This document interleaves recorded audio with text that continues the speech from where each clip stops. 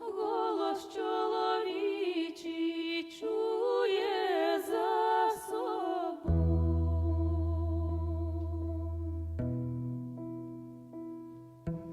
Нам іти за важкою бороною,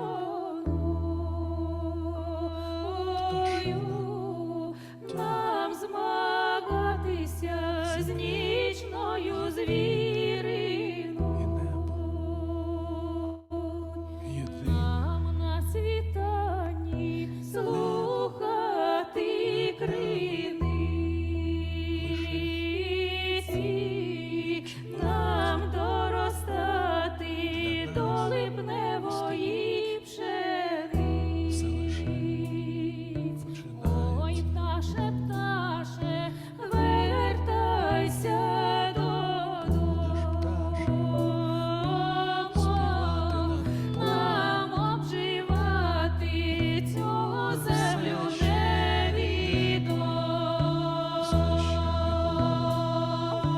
нам любити ці родючі долини, нам прокидатися пізньої години. Лети, пташе, над нічними берегами, криче пташе, гаряче пташе, над гарячими вишає все, що потрібно, все, що потрібно лише. Це наша земля, це наша доля,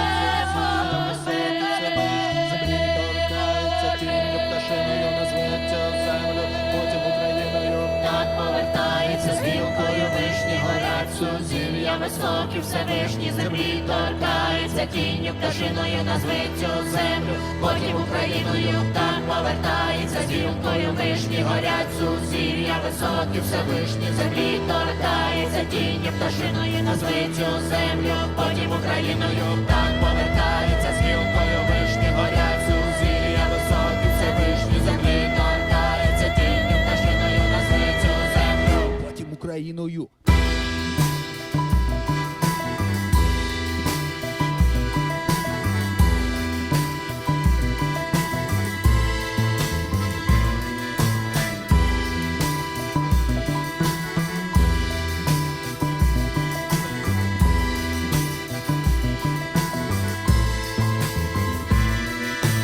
Наш корабель важкий, ніби книга, риба плавниками рухає стиха, півчі вгорі розгортають вітрила, це наша Богородиця з нами говорила.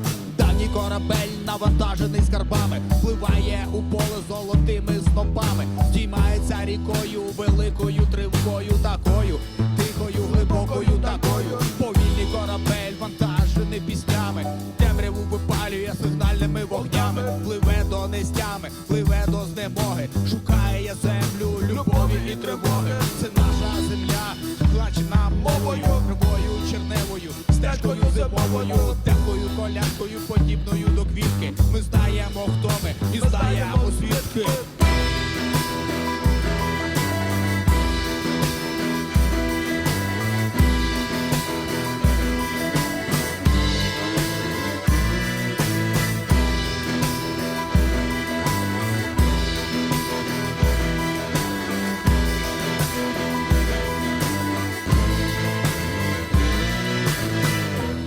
Повертається з гілкою вишні, горять сузір'я високі, Всевишні землі торкається, тінню пташиною назви цю землю, потім Україною. Так повертається з гілкою вишні, горять сузір'я високі, Всевишні землі торкається, тінню пташиною назви цю землю, потім Україною. Так повертається з гілкою вишні, горять сузір'я високі, Всевишні землі торкається, тінню пташиною назви цю землю, потім Україною. Так повертається з гілкою вишні,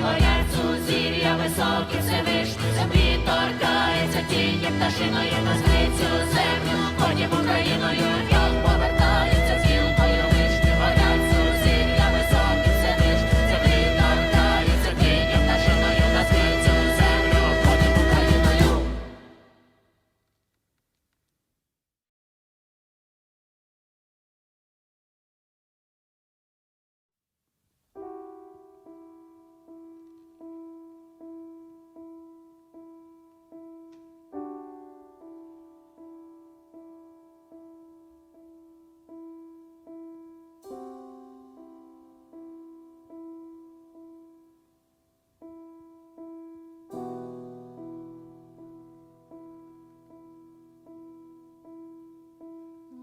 Летить птах над чорною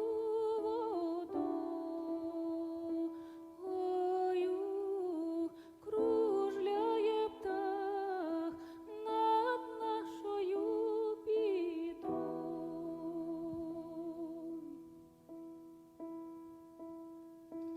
над нашою свободою,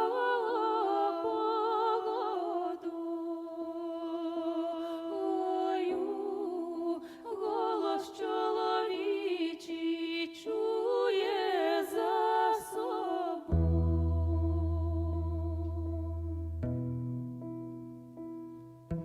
Нам іти за важкою бороною,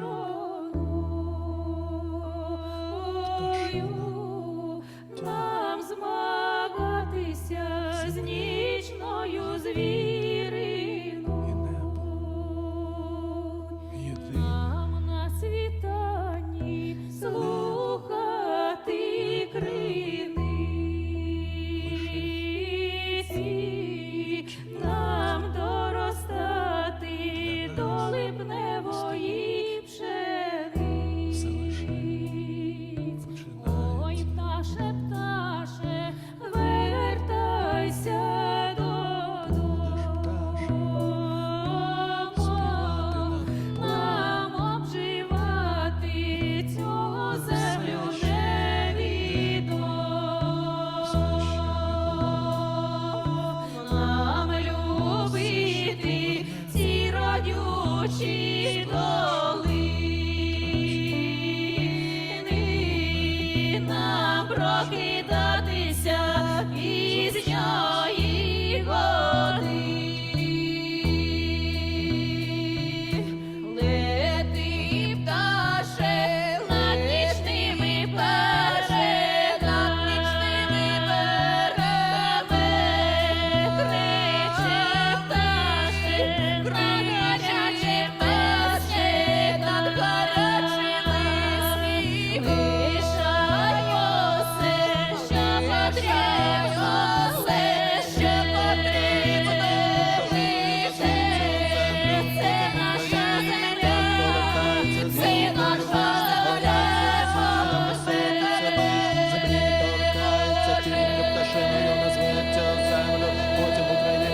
так повертається з гілкою вишні, горять сузір'я високі Всевишні, землі торкається тінню пташиною назви цю землю, потім Україною. Так повертається з гілкою вишні, горять сузір'я високі Всевишні, землі торкається тінню пташиною назви цю землю, потім Україною. Так повертається з гілкою вишні, горять сузір'я високі Всевишні, землі торкається тінню пташиною назви цю землю, Потім Україною.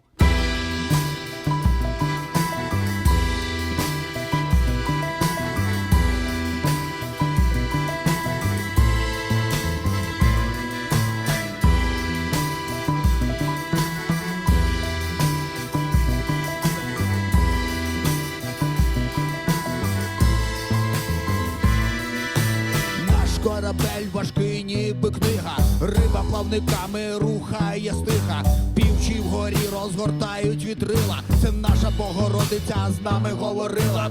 Давній корабель навантажений скарбами, пливає у поле золотими снопами, здіймається рікою великою тривогою такою, тихою, глибокою такою. Повільний корабель вантажений піснями, темряву випалює сигнальними вогнями, пливе до нестями.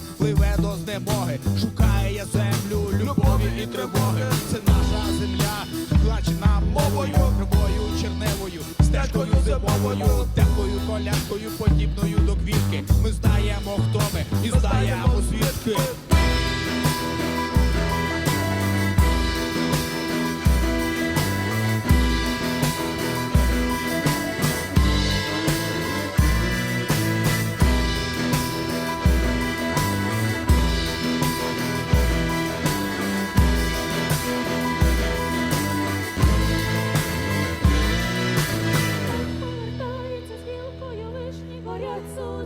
Високі Всевишні землі торкається тінню пташиною, назви цю землю, потім Україною. Так повертається з гілкою вишні, горять сузір'я високі Всевишні землі торкається тінню пташиною, назви цю землю, потім Україною. Так повертається з гілкою вишні, горять сузір'я високі Всевишні землі торкається тінню пташиною, назви цю землю, потім Україною. Так повертається з гілкою вишні, горять сузір'я високі Всевишні землі торкається тінню пташиною, назви цю землю, потім Україною. Так повертається з гілкою вишні, горять сузір'я високі Всевишні землі торкається тінню пташиною, назви цю землю, потім Україною.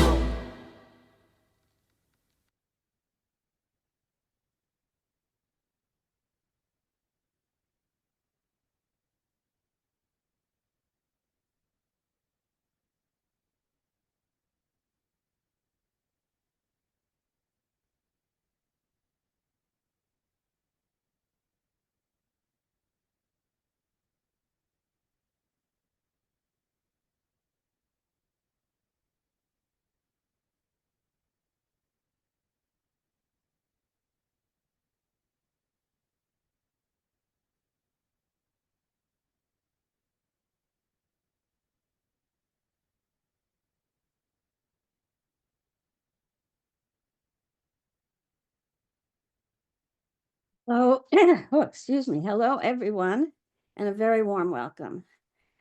I'm Judy Kaufman, the president of the C.G. Jung Club of Orange County, which today is hosting a program, A Jungian Analyst During the War in Ukraine, Challenges and Lessons Learned, presented by Svitlana Shevchenko.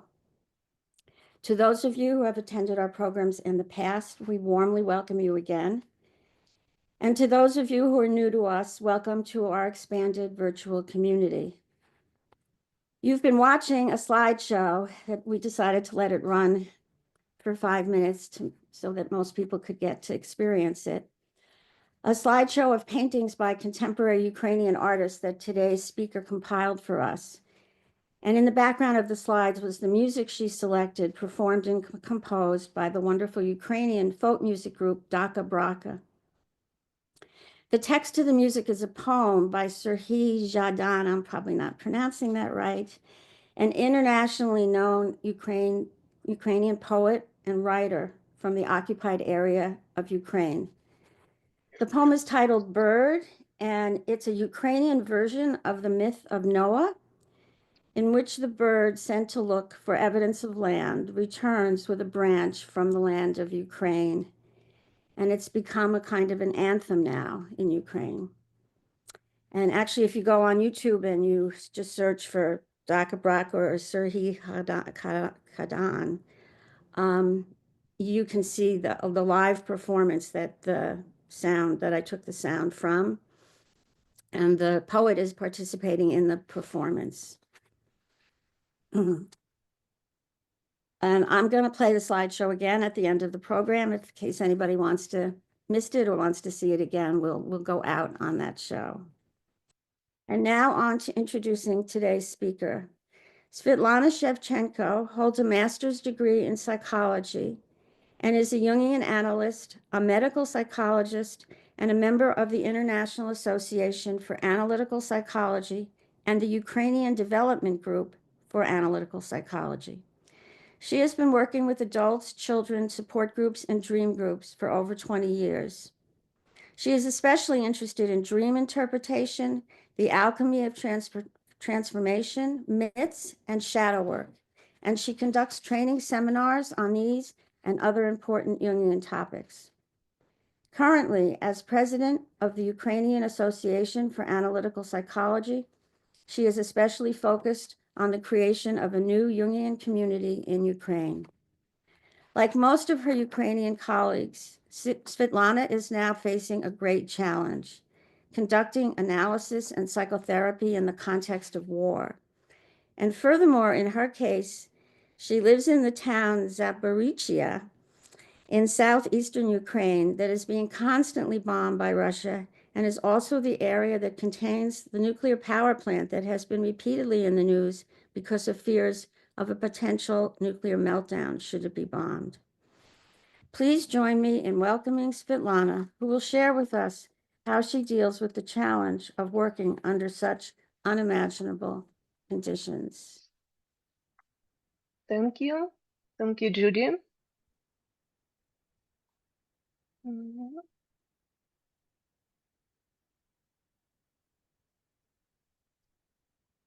Okay, it's okay, yeah? You can see my presentation? Yes, yep, we see it. Okay. Dear colleagues, I'm happy to welcome you all here. Initially, when Judy invited me to give a lecture, I was very hesitant because of my English. But then I realized that it's very important for me to tell you about how we are living and working here. What it's like to be in a war. Of course, in many ways, these are just my feelings, thoughts, and experiences. But I think in some way they will resonate with many of my colleagues.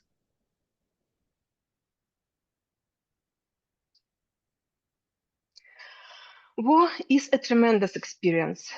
People who have gone through it will never be the same again. But war remains an abstract, even in the words of scholars, without vivid, active images, and without the horrific feeling that accompany them. People have a tendency to shield themselves from difficult feelings and painful images. We dissociate from grief and suffering. It's easier for us to theorize than to feel. But as Jung said, we should not pretend to understand the world only by intellect. We apprehend it just as much by feeling. Therefore, the judgment of the intellect is at best only a half-truth and must, if it be honest, also admit its inadequacy. Donald Kalshev said in his lecture, trauma is damage to our ability to feel. And you and I, as psychotherapists and analysts, are in this feeling business. And then he refers to Elvit Semrat. Your job as a therapist is to hold your patient, to acknowledge, bear, and to put into perspective all the feelings that they have not been able to bear alone. And if you cannot stay around until they feel it in their body, you are in the wrong business. James Hillman wrote, if we want war's horror to be abated so that life may go on, it's necessary to understand and imagine. So I would urge you to keep your hearts and minds open to the feeling and images that you will be exposed to during the lecture. It's very difficult to put into ordinary words what we Ukrainians are going through.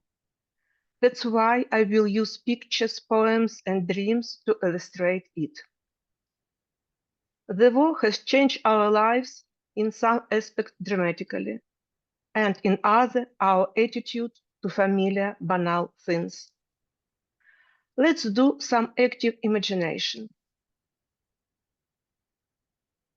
Imagine you are standing in front of a window looking out. What are you thinking about?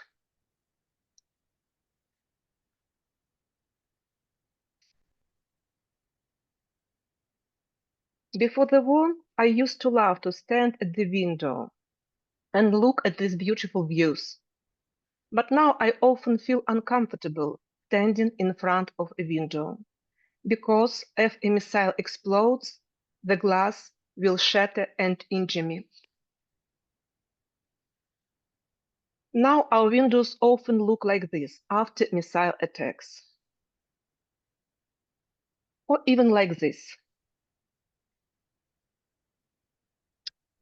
This is the artwork The Rule of Two Walls by artist Yulia Zakharova. Two walls can protect us from shrapnel, but they cannot protect us from the horror of this war. Imagine, what are you thinking about when you are waiting for a session with a client?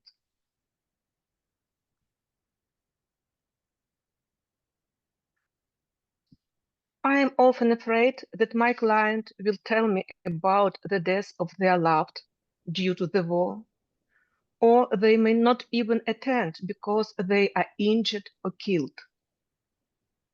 My clients share their fear that I, their analyst, might be killed. When it comes to my online clients, they are scared that a missile might kill me during our session. Imagine you are scrolling through your Facebook feed. What do you see?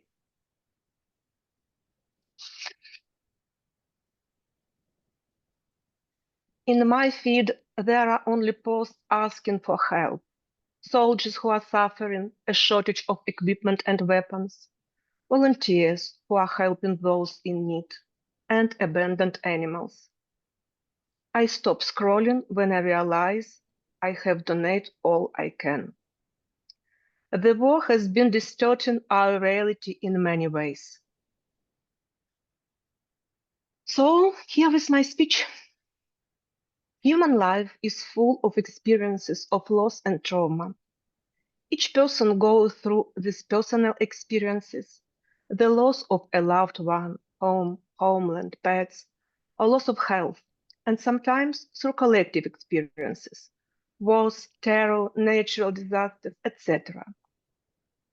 These experiences are inevitable, but we are not ready when these things happen, and often don't know how to cope, and it takes a lot of strength to get through them. Some people succeed, and others, unfortunately, do not. And as a Jungians, we know that this process of going through loss and trauma requires the symbolization of our experiences. Here are two quotes by Jung that speaks to the importance and significance of symbols. The symbol is the middle way along which the opposites flow together in a new movement, like a watercourse bringing fertility after a long drought.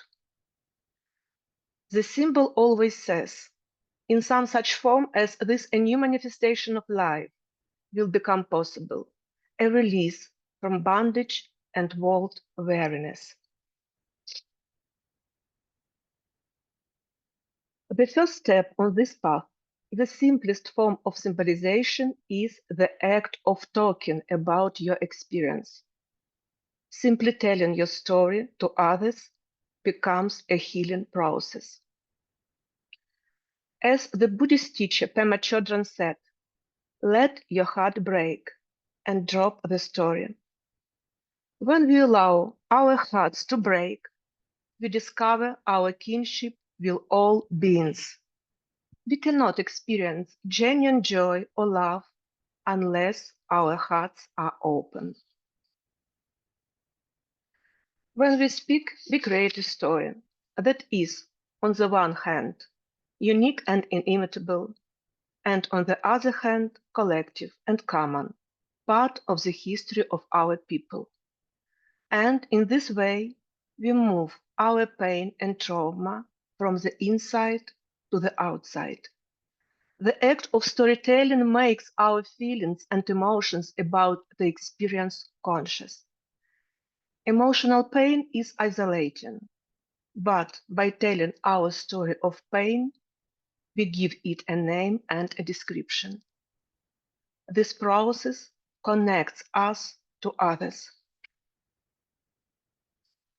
Don Kalschit said in his lecture, if the trauma is not too severe, usually the very process of telling about the event will help heal it.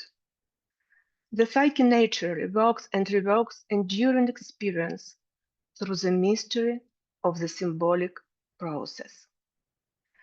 So, this report is my story of pain and struggle, suffering and survival, despair and hope, disappointment and inspiration, and stories of many other Ukrainians. At the moment, I am trying to understand the incomprehensible, the war. That's why I have read a lot of literature on this topic, and I have been exploring this experience in myself and others. I was impressed by two books, A Terrible Love of War by James Hillman and The Roots of War and Terror by Anthony Stevens. Just think about it. In just over 5,000 years of written history, about 15,000 wars have been recorded. Hillman titled one of the chapters of his book, War is Normal. Although the phrase war is normal shocks our morality and wounds our idealism, it's a fact. Hillman bases the statement war is normal on two factors: its persistence throughout history and its ubiquity around the world. Stevens echoes this idea. Warfare is a constantly recurrent and universal characteristic of human existence. The mythology of practically all peoples abound in wars and the superhuman deeds of warriors, and pre-literate communities apparently delighted on the recital of stories about battles. Since our species became literate 5,000 years ago, written history has mostly been the history of wars. Practically all frontiers between nations, races, and religions have been established by wars, and all previous civilization perished because of them. The early records known to archaeology, apart from lists of utensils, are the records of war. Armed conflict, like sex, seem to be a primary obsession of mankind, and it's appropriate to use the generic term mankind, since war has universally been a masculine problem. Women do not make war, men do. I must say that in the process of reading and thinking, I have become more pessimistic, but rather more realistic about the possibility of preventing war. We have a lot of methods of dealing with the consequences of war, but we don't have any preventive measures to avert it. Unfortunately, no agreements, peace talk, organizations like the United Nations can deal with this, and sometimes their activities turn into a farce. Hillman writes, if we want war's horror to be abated so that life may go on, it's necessary to understand and imagine. We humans are the species privileged in regard to understanding. Only we have the faculty and the scope for comprehending the planet's quandaries. Perhaps that is what we are here for, to bring appreciative understanding to the phenomena that have no need to understand themselves. It may even be a moral obligation to try to comprehend war. War is also a psychological challenge because philosophers and theologists should be doing hard, painful thinking about it. Unfortunately, they have neglected the paramount importance of war. We don't find enough researches on this topic. War is first of all a psychological task, perhaps first of all psychological task because it threatens your life and mine directly, and the existence of all living beings. The bell tolls for thee and all. Do you remember For Whom the Bell Tolls by John Donne? Each man's death diminishes me, for I am involved in mankind. Therefore, send not to know for whom the bell tolls. It tolls for thee. So the bell does toll for you and for me. If we want to understand war, we have to remove our moral blindness and look at it with wide open, unbiased eyes. Therefore, we have to apply our collective ability to understand those archetypal determinants that from time to time prompt us to the state of war. Ukrainian Marine Yurko Gulchuk spent more than 2 years in captivity, and as a result of torture by Russians, he lost his speech and emotional reaction. The first thing he said, or rather asked, after he returned and received some psychological support was, "Why is so much evil in the world? How can people be so cruel to each other?" But what is there to be surprised about? Human history is filled with evil, cruelty, torture, and murder. I believe that this is our big problem, that we are not preparing young people for the fact that there is evil in the world. Ukrainian education, like European and world education, let's have no illusion here, has not prepared young people for this. We are trying to hide from reality and to do the same with our children. In my practice, I have had situations where a child was not told about the death of the grandparent in order not to traumatize the child's psyche. Or parents didn't tell kids about the death of their pets, saying that the animals had run away somewhere.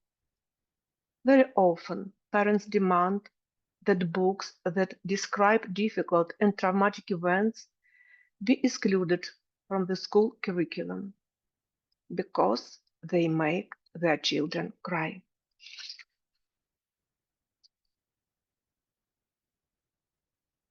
We pretend that there is no death, no pain, no evil.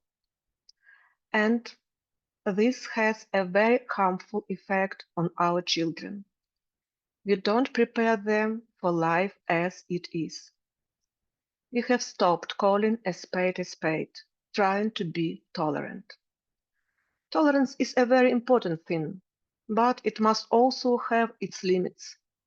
Sometimes we justify crimes and atrocities either due to fear of being intolerant or fear of the evil we see. We are not ready to face this evil either. We build defenses against the truth, against the painful truth about this world and its realities. We fill the airwaves with a lot of programs about how to be conscious, successful, happy.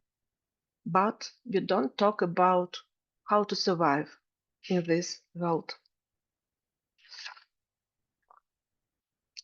Do you remember the recent American movie, Don't Look Up? It's exactly what is happening. We don't look up. But reality comes to us anyway, and it would be better if we were ready for it. The Ukrainian writer Oksana Zabushka wrote about the situation with the Marine Yurko Gulchuk, perhaps very harshly, but also very truthfully.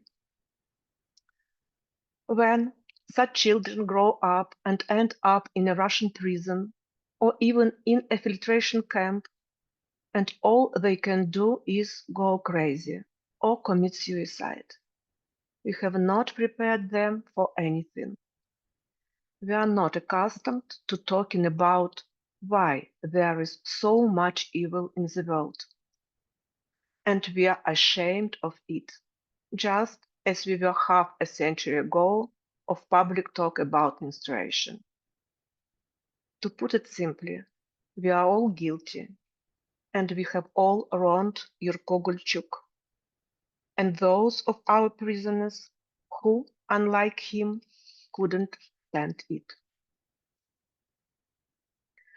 Susan Sontag, in her book regarding the pain of others, wrote, "Someone who is perennially surprised that depravity exists, who continues to feel disillusioned, even incredulous, when confronted with evidence of what humans are capable of inflicting in the way of gruesome, hands-on cruelties upon other humans, has not reached moral or psychological adulthood.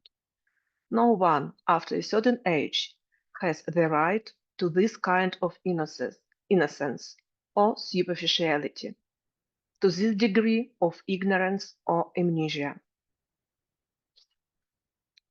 Oksana Zabushka continues, "Let's finally say goodbye to the culture of juvenile consumerism. Let us learn anew to experience the tragic, as it should be in adult culture. In particular, we should learn from those who have learned enough about evil firsthand, and who have returned from hell with questions for us, to which we have no answers, and we turn away, leaving them to psychiatrists, psychologists, rehabilitation specialists, instead of priests, philosophers, and poets. In the third year of the war, the experience of people who go through Russian captivity has not yet become commonplace in our country. We have neither comprehended nor digested it. We have suppressed it. The worldview of society should be shaped also by poets, because they are the ones who can describe and express what is difficult to put into ordinary words. Let me illustrate this with a poem by a Ukrainian woman, Yeva Tur, whose husband was killed in the war. Here she describes her feeling as she says goodbye to him in the morgue and prepares his body for burial.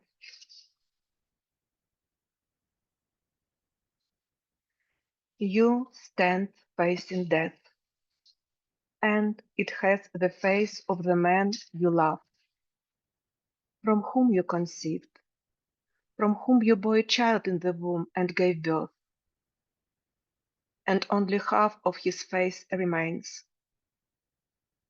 You touch his beard with your palm. You run with petrified fingers over his burned facial feature, which you kissed, until it dawns on you that death has the face of the man you loved. This death has no left hand. This death has no legs. It has half of your loved one's face and a burnt body. But you hug it, clean to the chest, dressed in uniform, hoping to hear a beat.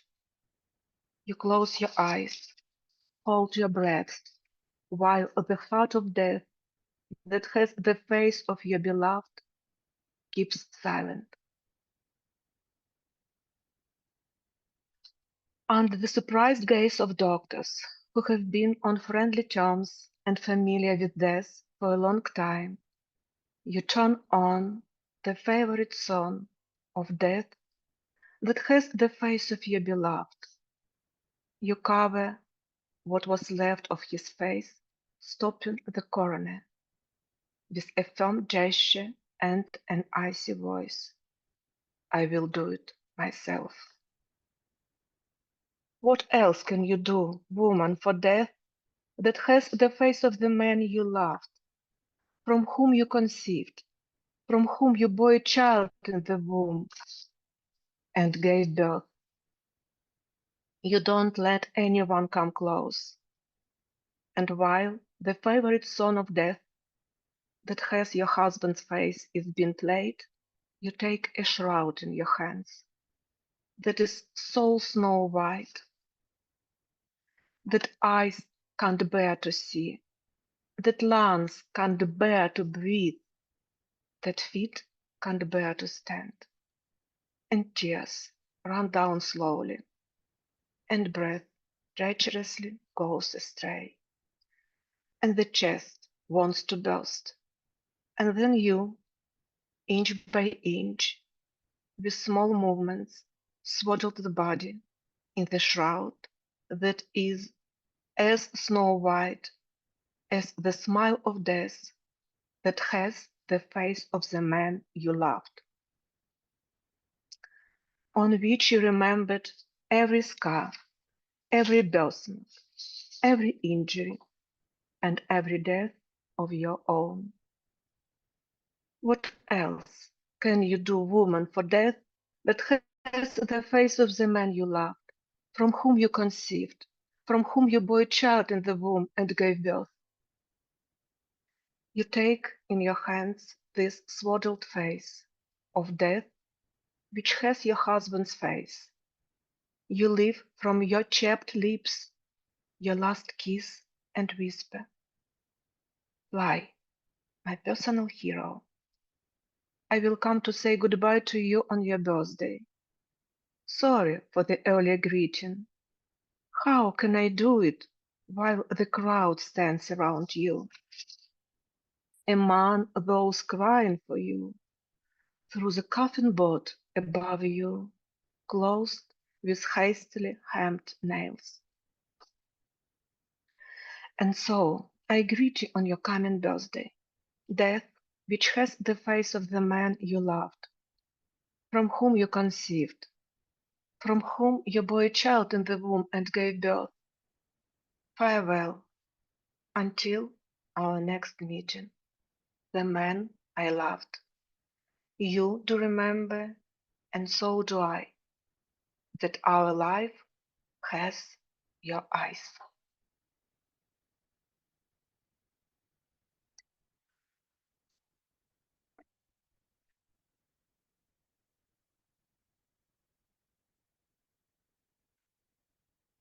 I admire the fortitude of Ukrainian women, and every time I think about the topic women in war.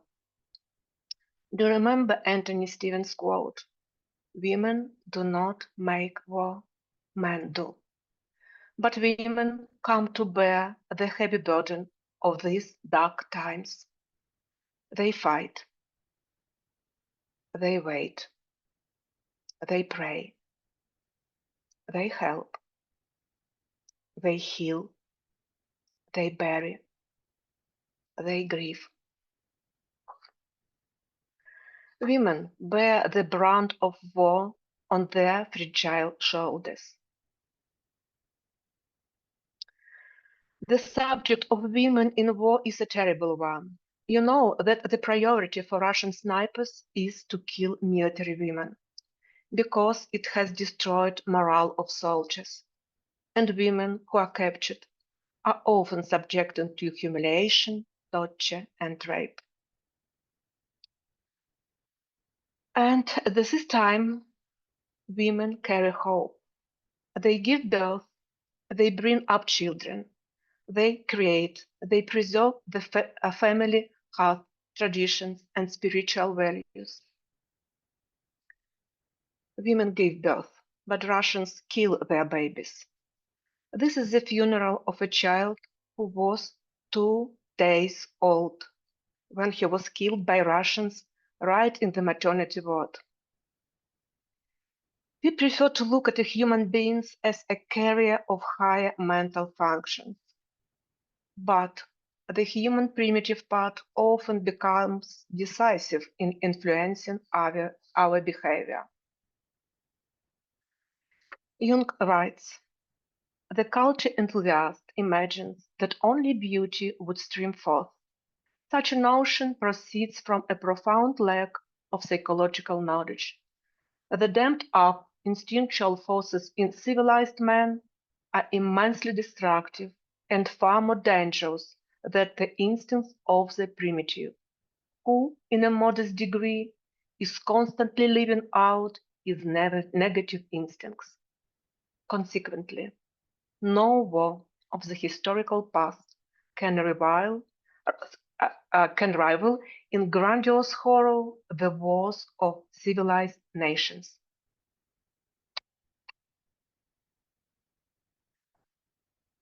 Back to Anthony Stevens.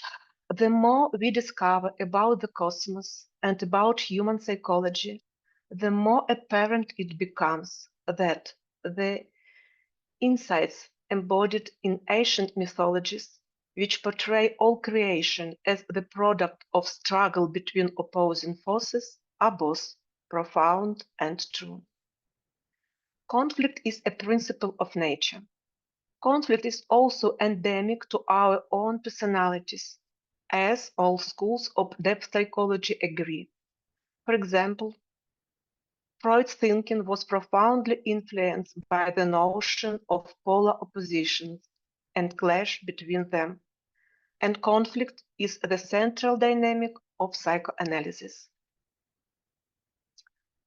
I would like to recall a famous letter written by Freud to Albert Einstein shortly before the outbreak of the Second World War. "You are surprised that it's so easy to infect people with war fever, and you assume that man has an active instinct for hatred and destruction that is amenable to such stimuli. I completely agree with you. I believe in the existence of this instinct and have recently been diligently studying its manifestations. The conclusion of the study is that there is no possibility that we will be able to suppress the aggressive tendency of humanity." Anthony Stevens writes that the psychodynamic investigation of our warlike propensity underlines the truth that wars do not begin in senates, parliaments, or military headquarters, but in the minds of men. And governments, chieftains, tyrants, and warlords use this irrational substrate in the human organism to reach their goals. On this foundation of unreason, do our reasoned strategies proceed? Hillman complements this idea. It's not the enemy that is essential to war and that forces wars upon us, but the imagination. Imagination is the driving force, especially when imagination has been preconditioned by the media, education, and religion, and fed with aggressive boosterism and pathetic pieties by the state's need for the enemy. Let me illustrate this part of the quote with small touches from the reality of the war in Ukraine. So, the media. The Russian media is pumping Russians with false, twisted information. They project into us Ukrainians all the horrible things that are in them. They lose the ability to think critically. At the beginning of the war, I spoke to my cousin who lives in Russia. to all my attempts to explain to him all the inadequacy of the reasons for the war, he answered me, Putin knows best what to do. There was no regret in his words. Education. My Ukrainian friend's grandson lives with his parents in Russia. One day he asked her, Grandma, the teacher at school told us that there is no such country as Ukraine. Is it true? School education in Russia is filled with propaganda of war and hatred, and religion takes an active part in this. So, religion. Russian priests bless Russian soldiers to kill Ukrainians and incite hatred to Ukraine. The head of Russian church says, Russia, fighting in this war, is fulfilling a mission above from God, to save the world from corruption, from the violation of so-called traditional values. They tell the Russian soldiers, you are fighting the devil, so do not hesitate to kill Ukrainians. Men, women, children, the devil is hiding in them. The Russian popes use icons to bless all the evil that is now happening in my country. And so it's especially painful for me to see that in this terrible time for us, our European colleague is going to hold a seminar. In the title, he uses Russian icons as a metaphor for the voice of the soul. While at this point, this voice is also the voice of murder and death, the voice of destruction and genocide. Let's continue the quote.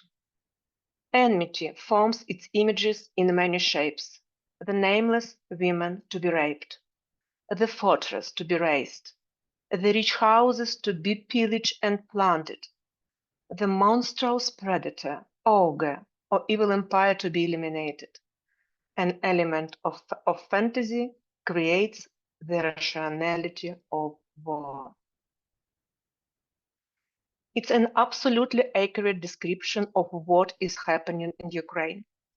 The Russians have inordinate desire to rob, rape, and destroy. An element of their fantasy creates the rationality of war in my country. These are illustrations of how Russians realize their imaginations and fantasies in Ukraine. Rape and murder nameless women and children.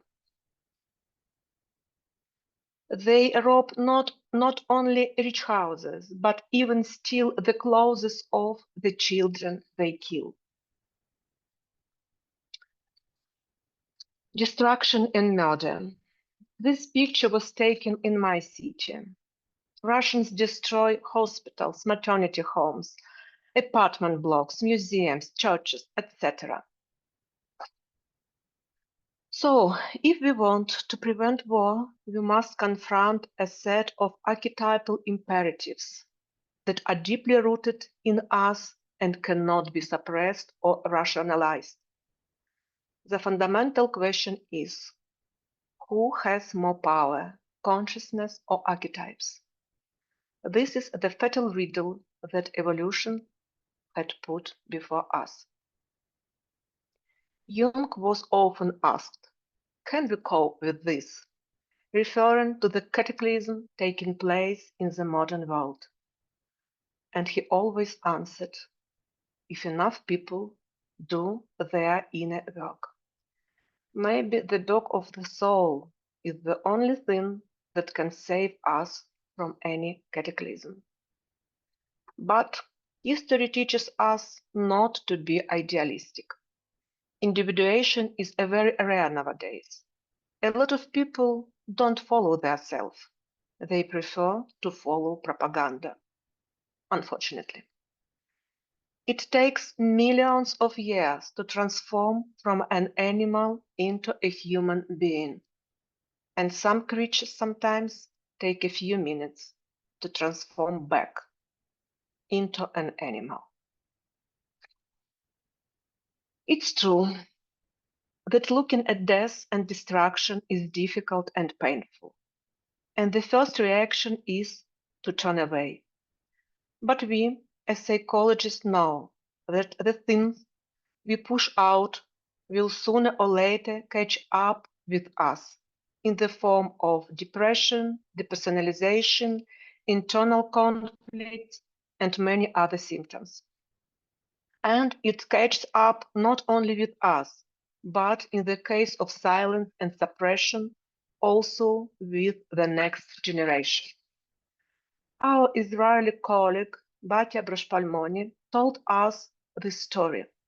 After the Holocaust, Jews who had gone through all these horrors didn't tell anyone about it, trying to protect their relatives and their children from this experience.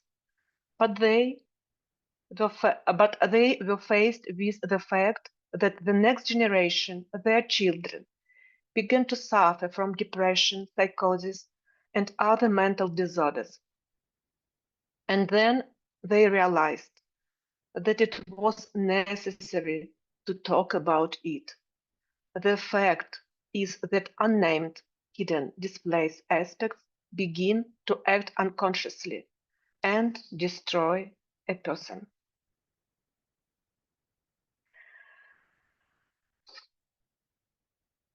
And then,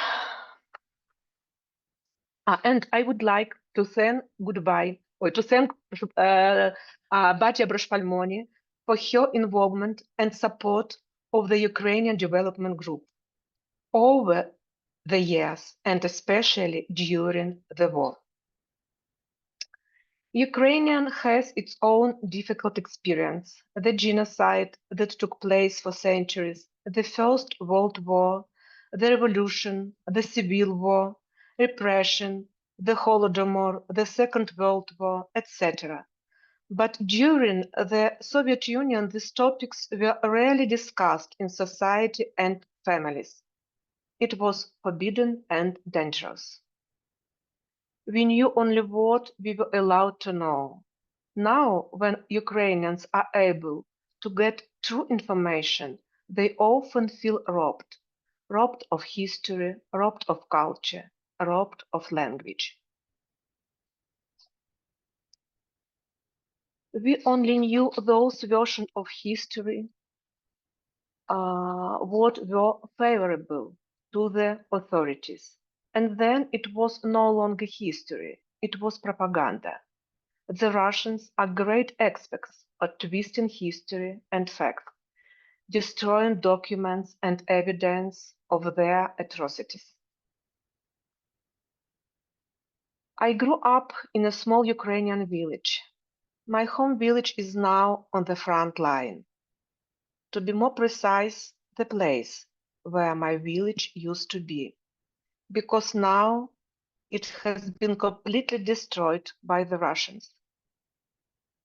In its place are ruins and shell craters. This is not a picture of my village. It's impossible to get there now. There is still fighting going on. But all destroyed villages and towns look alike. It's a pile of rubble. Every morning I read statistics. How many shells have fallen in my Zaporizhzhia region? It's about 200 to 700 per day. And I feel these explosions in my body. Jung said that when we are in a particular place, we should do everything to recognize, to feel the spirit of that place.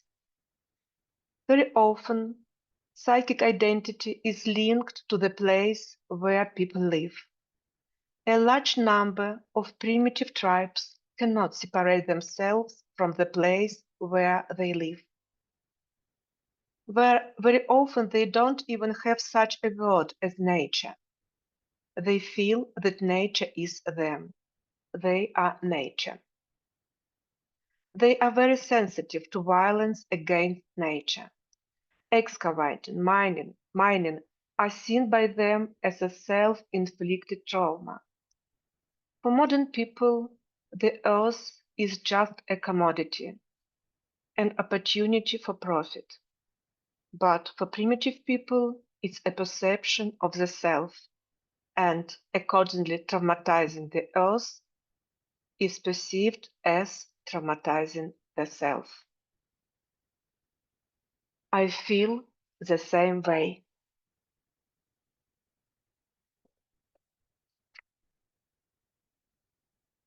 The land is suffering along with the people and animals.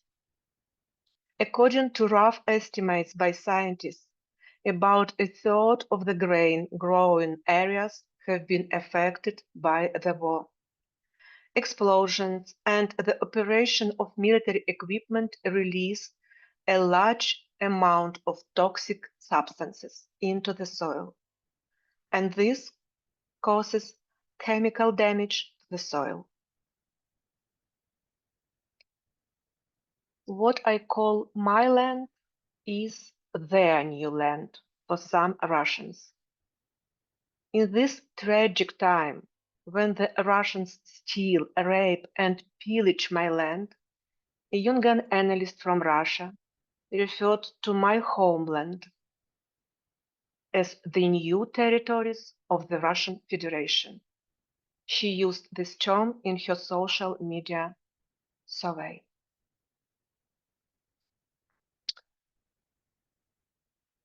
I live in Zaporizhzhia, 30 kilometers from the front line.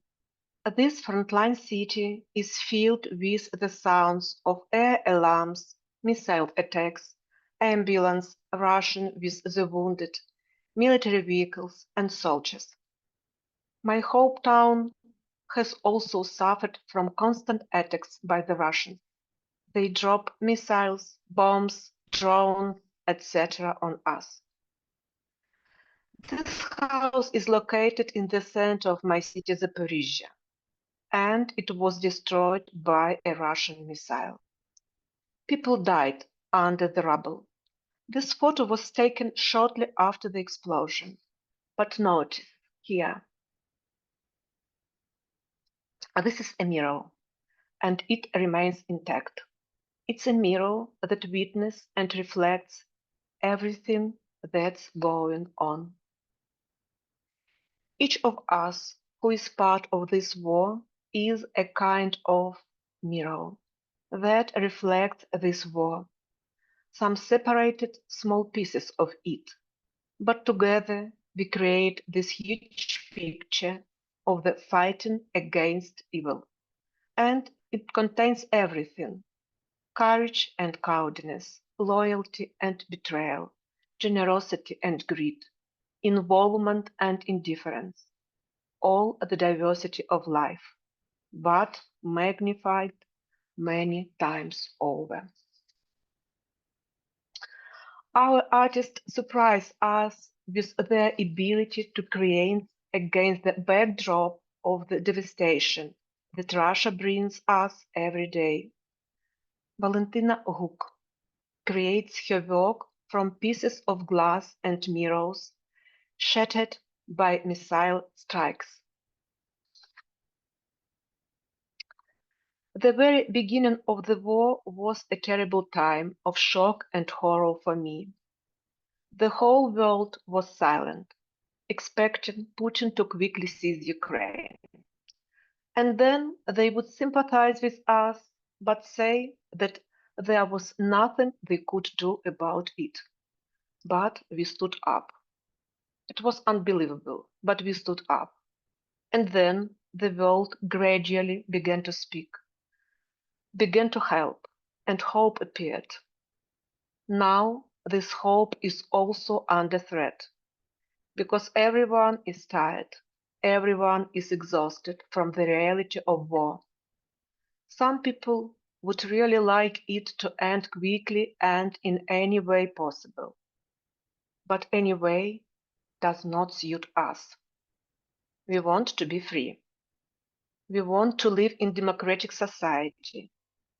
We don't want to be humiliated and told that Ukrainian culture, Ukrainian language, Ukrainian history, Ukrainian identity do not exist, because they exist. We Ukrainians exist, and we want to continue to exist. So the first week of the war were a terrible time. We spent a lot of our time in bomb shelter. It was a small cafe in the basement that became a refuge for 2 cats, 3 dogs, 7 children, and 8 adults. During this time, we volunteered, helped the military, comforted the children, and supported each other. This is my eldest, and this is my youngest grandson.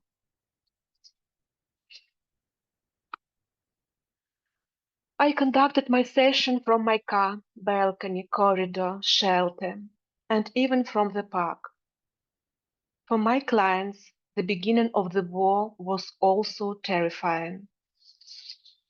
One of my clients was 9 months pregnant and expecting her third baby.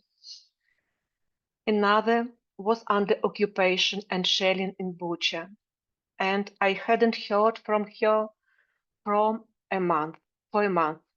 Several took their children abroad or to the Western Ukraine and went through the horror of fear, uncertainty, and confusion. Some were under constant shelling in basements, sometimes without water or basic supplies. Some had sons and husbands who had gone to the war. Some took care of sick relatives and were unable to go anywhere.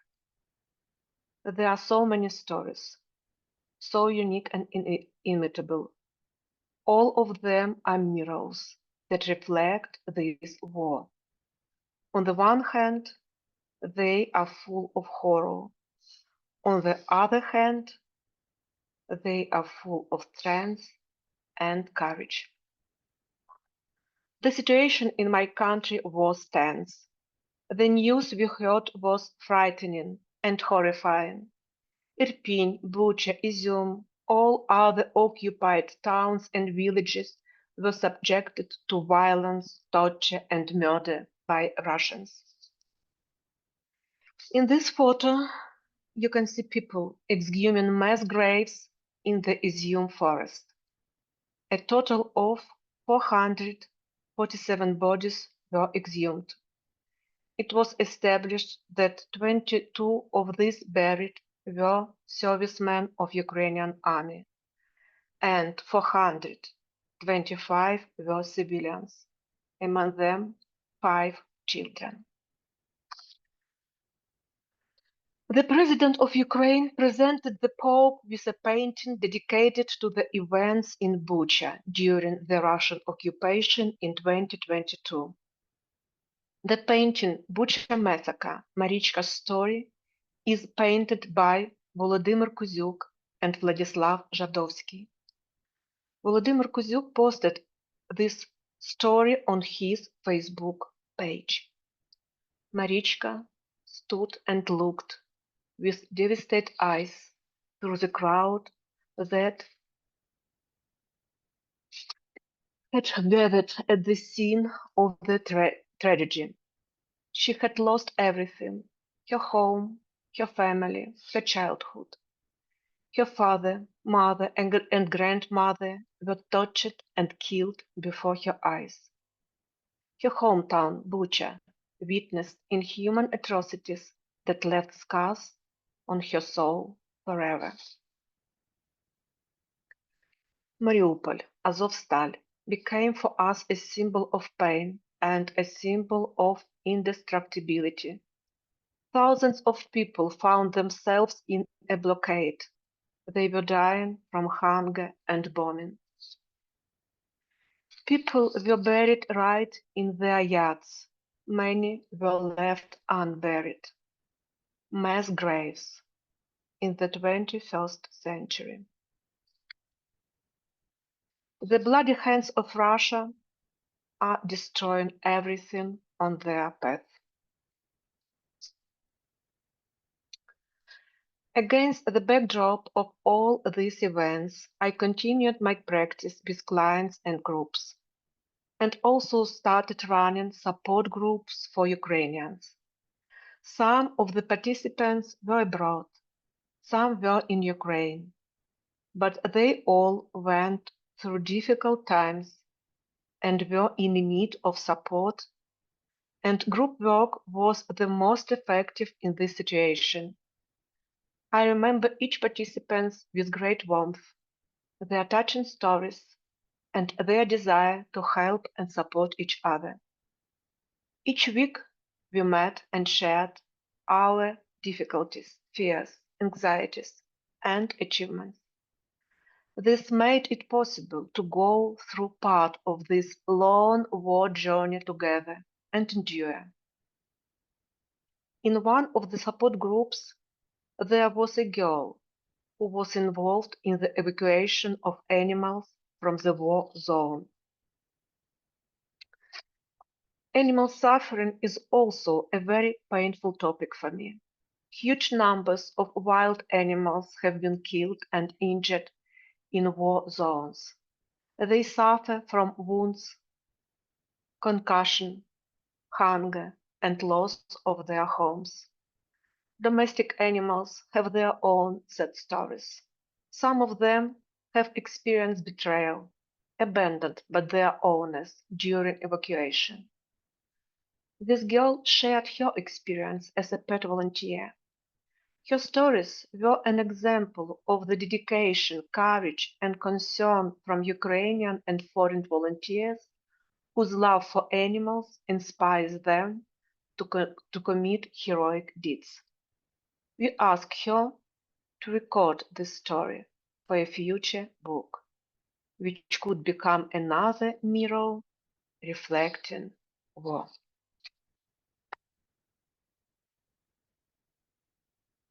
Oh, sorry. This topic is endless. I hope that someday, after our victory, and you have no idea how much I want this after our victory to become a reality, and for this war to become just a memory. So I hope that after the war, we will write many books about our experiences. But for now, this is just a small essay, and the main goal for me is that together we can consider the war, even if what we see is terrible and shocking. But it's also important not to turn into outside observers, but to have an active position of what is happening, to contribute, to help, to fight. Neutrality can become a crime here.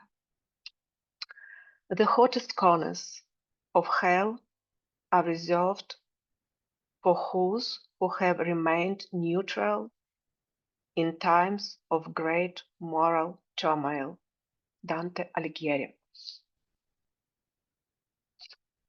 Jung said, the storm of events does not sweep down upon him, a psychologist, only from the great world outside.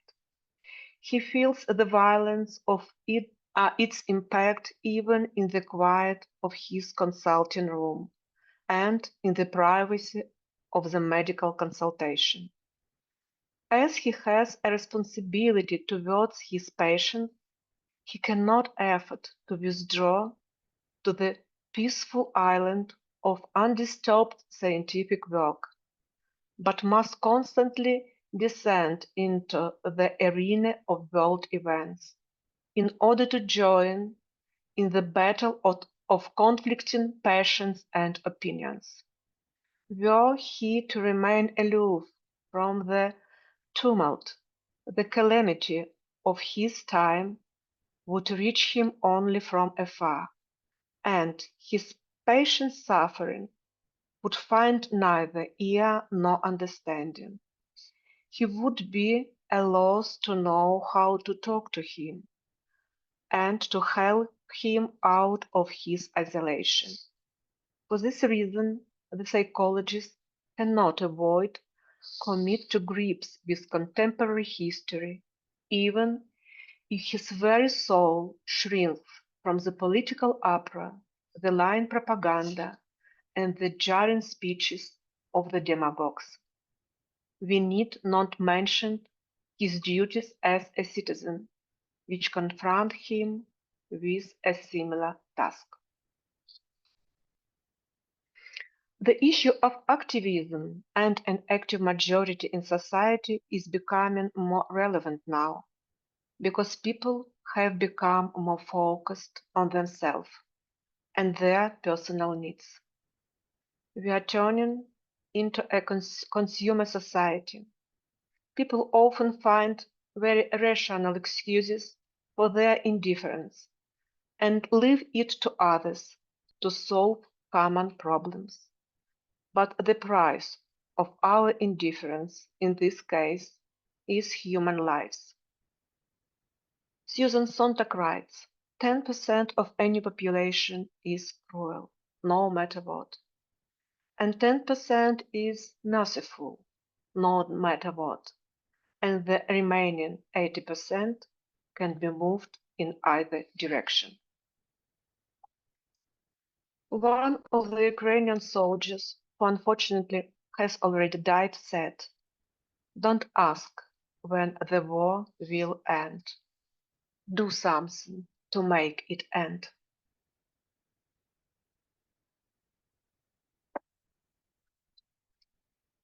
It's a challenge to work with clients and groups in a war situation. We work in and with trauma. What makes our work different is that we are in the same trauma field as our clients. And on the one hand, this gives us a deeper understanding of our client's situation and feelings, and them greater trust in us. On the other hand, trauma is exhausting, and so a place where we can share and process that is very important. So my special and very deep gratitude goes to my supervisors, Arthur Nieser and Brenda Krause, who have been in constant contact with me, because when you go down to hell, it's very important that someone remains on the surface. I am in the territory of trauma, where it's very easy to get lost and lose contact with myself. So I try to be extremely attentive to my dreams, thoughts, and fantasies. Special thanks to Donald Kalshut, who agreed to do group supervisions for us and has supported us all along this way, and to Marian Danli, who has conducted a supervised body-driven group for Ukrainians. The project with Ukrainian Jungians, organized by Catherine Fox, Claire Amushaw, Sally Author, and other colleagues, was a great support for us. A year and a half of interesting and useful seminars, financial assistance for colleagues in need, the opportunity to speak and be heard. All this was the beginning of friendships and warm relationships that we still carry to this day. My supervisors have been my support and my guide, and they have also been my mirror, because it was and has been very important for me to understand what state I am in. Speaking about working with clients, to be honest, I don't know who helped whom more, whether I helped them or they helped me, because by helping others, we help ourselves. As one of my colleagues said, in the first year of the war, I worked hard to keep from going mad. It was really a unique phenomenon. When I started working with a client or a group, my emotional state stabilized, Somehow I became focused only on the client's situation. All my personal emotions and experience faded into the background and didn't interfere with my work. I became much calmer, more confident, and stable. In times of war, clients become very sensitive to the analyst's state of mind. In a situation of external instability, they need our internal stability. In times of war, analysts also experience stress and exhaustion, and as a result, the threat of emotional burnout increases. So that it's very important to find an opportunity to switch up, stabilize, and recharge. Yes, the war has changed some aspects of analytical work. In the early stages, I sometimes heard that analysis was impossible during the war, but the reality showed otherwise. And in some ways, the analysis became even deeper. I have also heard that analysis is impossible if the analyst is in a safe place and the analysand is in a dangerous place. I have had both experiences. For some time, I was safe in Germany, and some of my clients were in Ukraine. And the opposite experience. I am now in a dangerous place in Zaporizhzhia, and some of my clients are safe. In both cases, analysis is possible.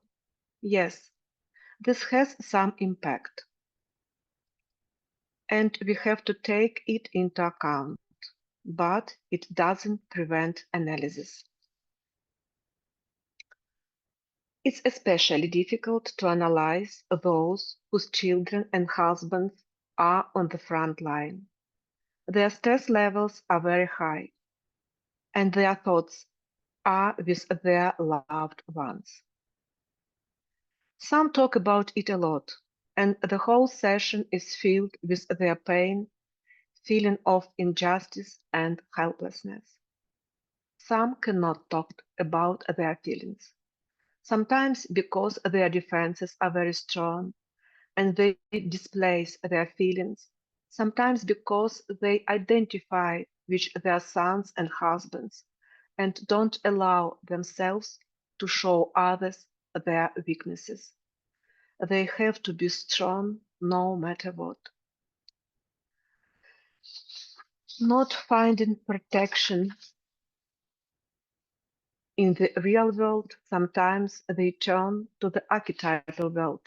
They use all sorts of means to protect their relatives, prayers, talismans, etc.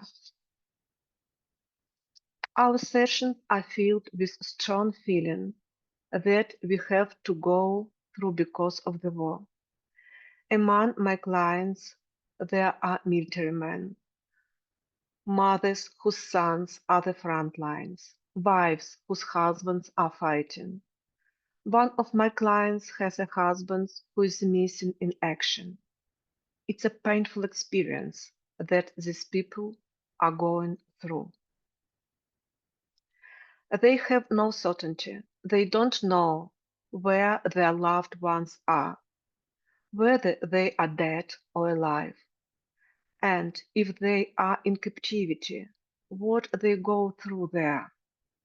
The Russians don't give any data about the captives, and in order to find any information about them, relatives of the missing watch hundreds of videos on social networks showing shootings, torture, and other horrors in the hope of seeing a relative face. You cannot imagine what happens to the psyche of these people. It's scary, it's painful. Sometimes I notice that I stop breathing during such a session, but then I take a deep breath and allow myself more room.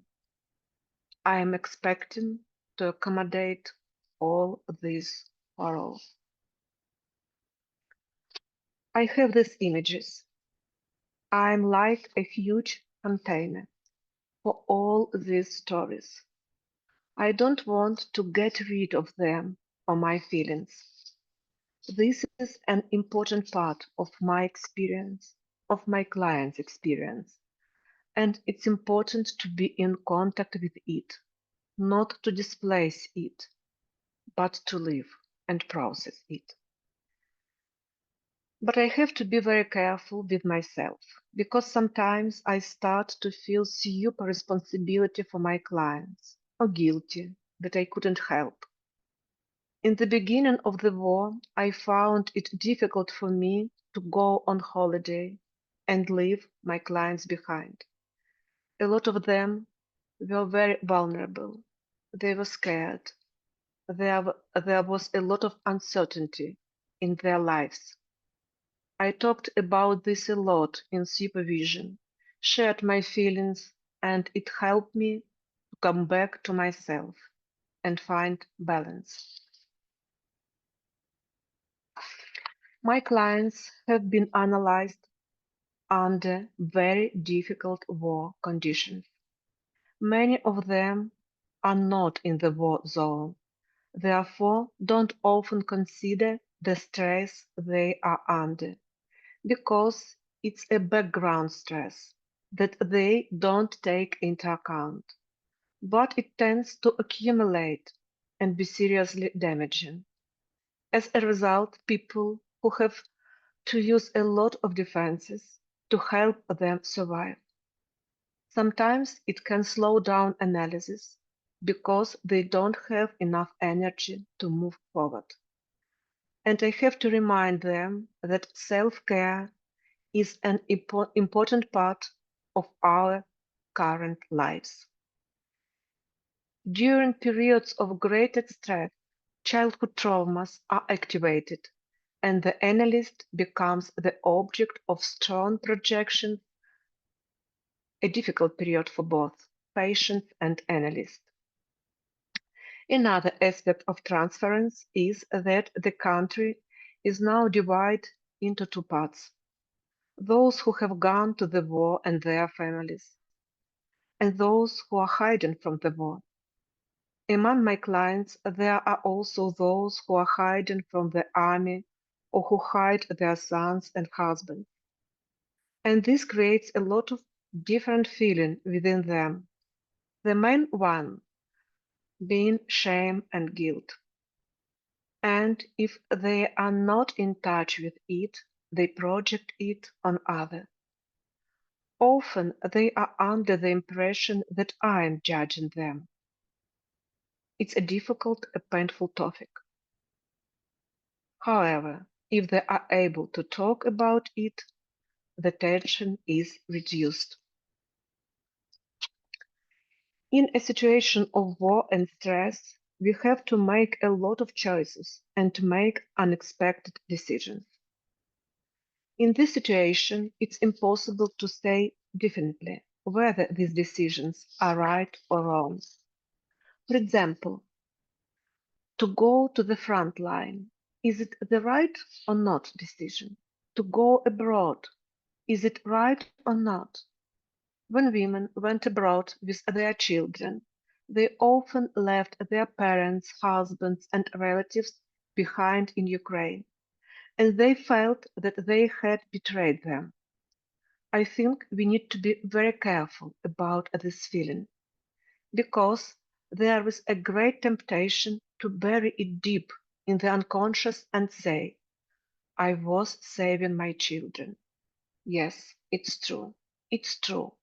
But there is another truth, that they left other loved ones in danger, and how important it's to keep both of these parts in the consciousness, to be in contact with the painful and difficult feelings, because not to be aware and pushing them away led to depression, anxiety, and self-punishment.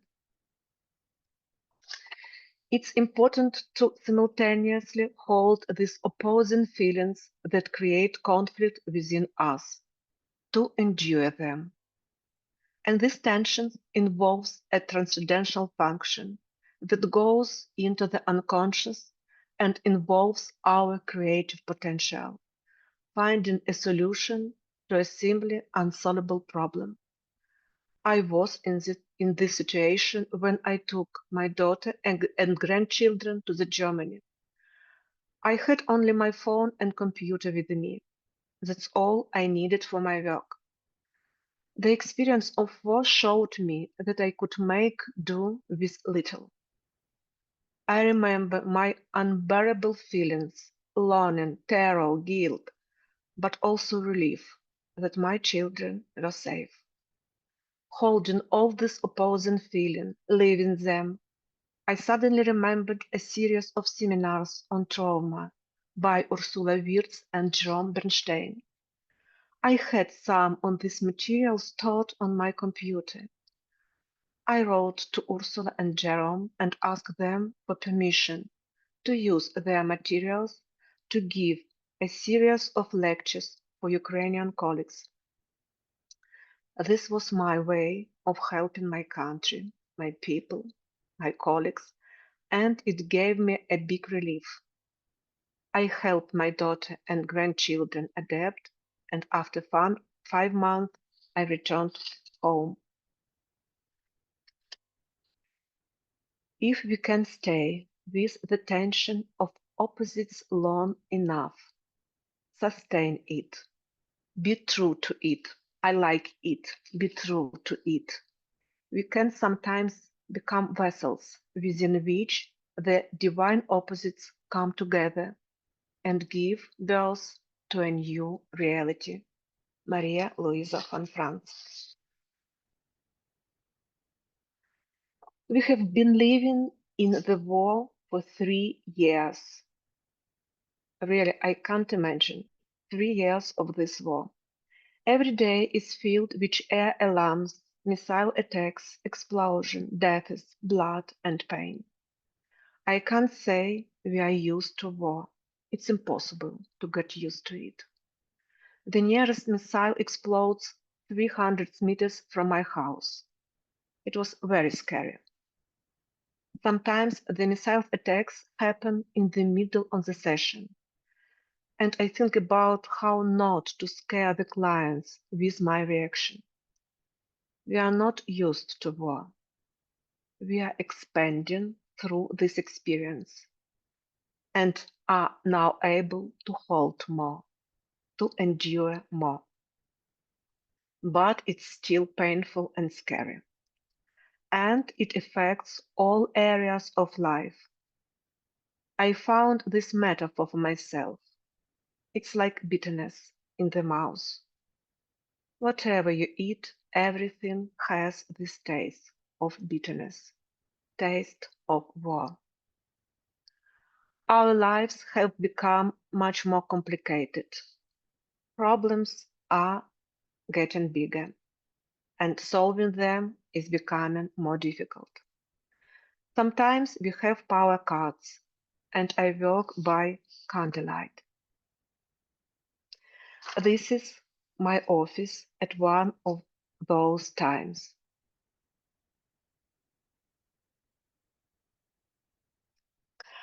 I use scent therapy in my work, and this method is very harmful in dealing with issues that cannot be talked about. One of my client's childhood house was destroyed by the Russians. It was such a painful topic that he couldn't talk about it. 10 sessions of scent work enable him to cry and talk about his loss. There are these scent paintings. At the beginning, you see houses surrounded by military equipment and weapons. Gun barrels pointing straight at the houses and the people.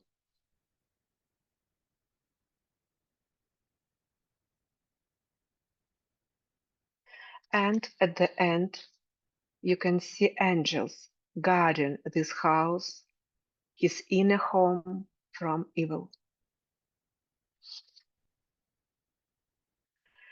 Human rights. War begs for meaning and amazingly also gives meaning, a meaning found in the midst of its chaos. The peculiarity of working during the war is that a lot of questions arise. Why? For what? And we have to look for meaning in the chaos of war. To find, to lose, and to find again.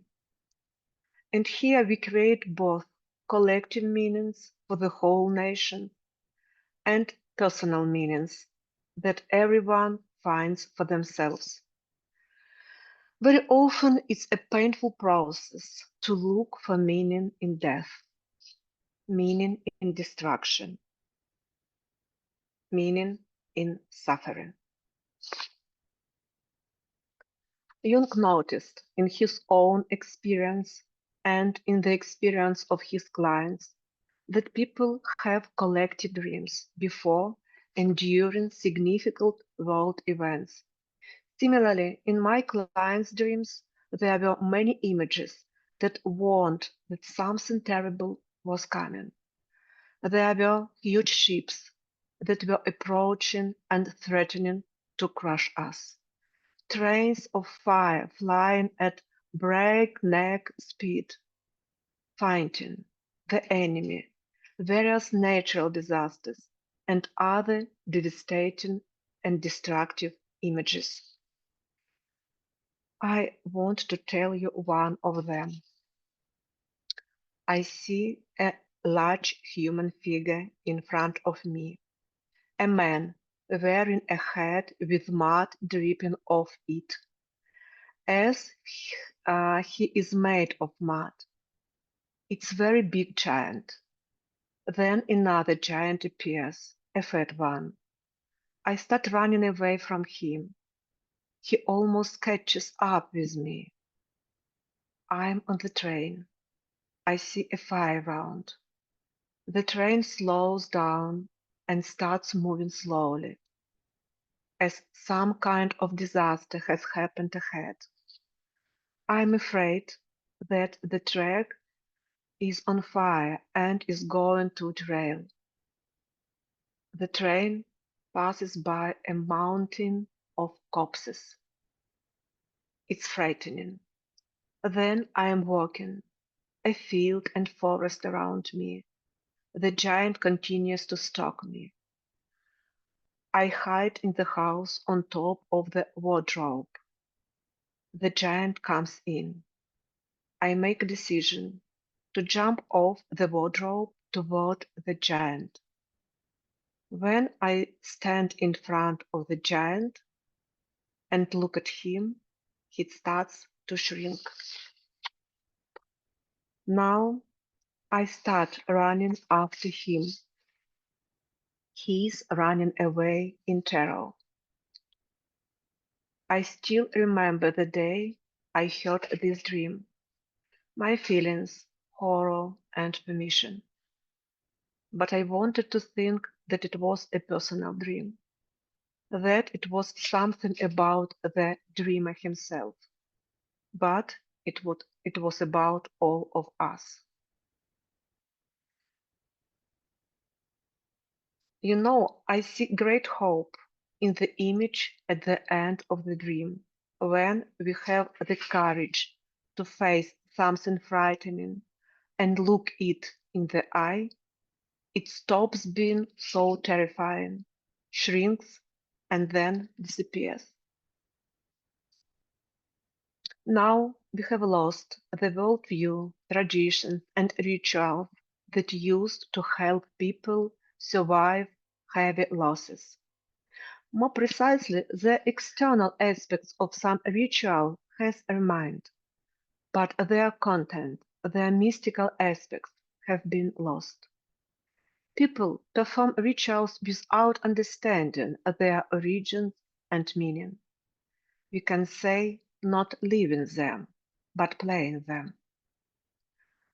But still, this archaic part lives in each of us, and we have this deep knowledge of how to accompany the deceased in their transition.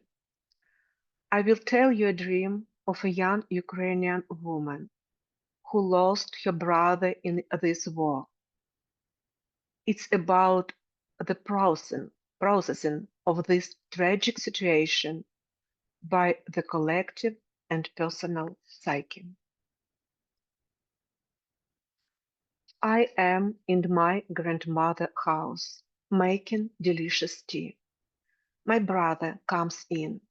He is wearing a leather jacket. He is in a hurry. He has to go out, so I give my tea to him. I see a river. There is a tree growing near it. One of its branches bridges the river. I climb that branch to hang a huge Ukrainian flag. I reach the middle of the branch, throw down the Russian their flag, and hang the Ukrainian flag. This flag turns into a giant wall on a square. As I understand later, it's a wall between alive and dead. There is a ceremony here.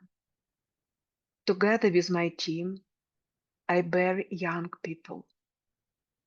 I transfer the bodies from the simple temporary coffin to the special ones they will be buried in. I supervise the process.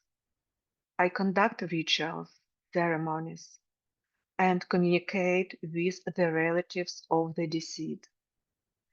My assistant and I put these relatives into a trance so that they can communicate with their deceased loved ones and bid them farewell.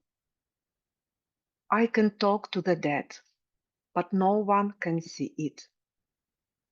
I calm the dead and explain everything about the process of their transition.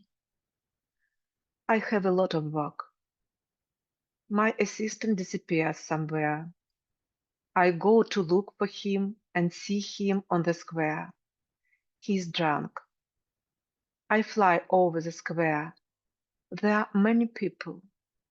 I see my brother. He is in a hurry as usual to do something.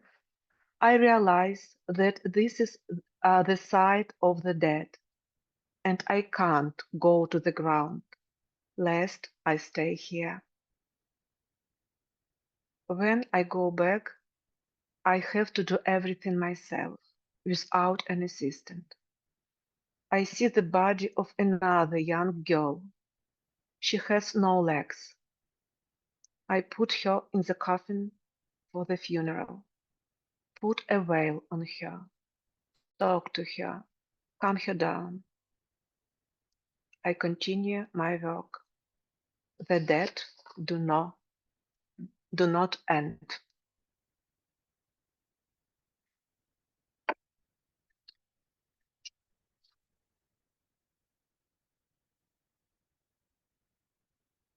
No interpretation is needed here. The dream speaks for itself. The war continues. It takes human lives, mutilates and destroys everything around. War is physically and emotionally draining. This is true for us analysts and for our clients. And so it's very important for me to talk about our experience so that you can look at it not just through the pages of the new channel, but through my heart. And I want to share my dream with you. I feel that something terrible is about to happen. It scares me very much and I scream loudly. But it's a silent scream. It's only inside me. I realize that I can't change anything. And from my helplessness, I scream even louder. A mute scream. It's a cry. It's a howl. but it's all inside me. I wake up in horror. The Jungian views of the possibility of preventing war is not as pessimistic as the Freudian view, but it requires our great involvement and responsibility. Anthony Stevens, in arguing that war is archetypally determined, does not preach biological fatalism. Archetypes, he writes, are not blind instincts that realize their goals regardless of our conscious position.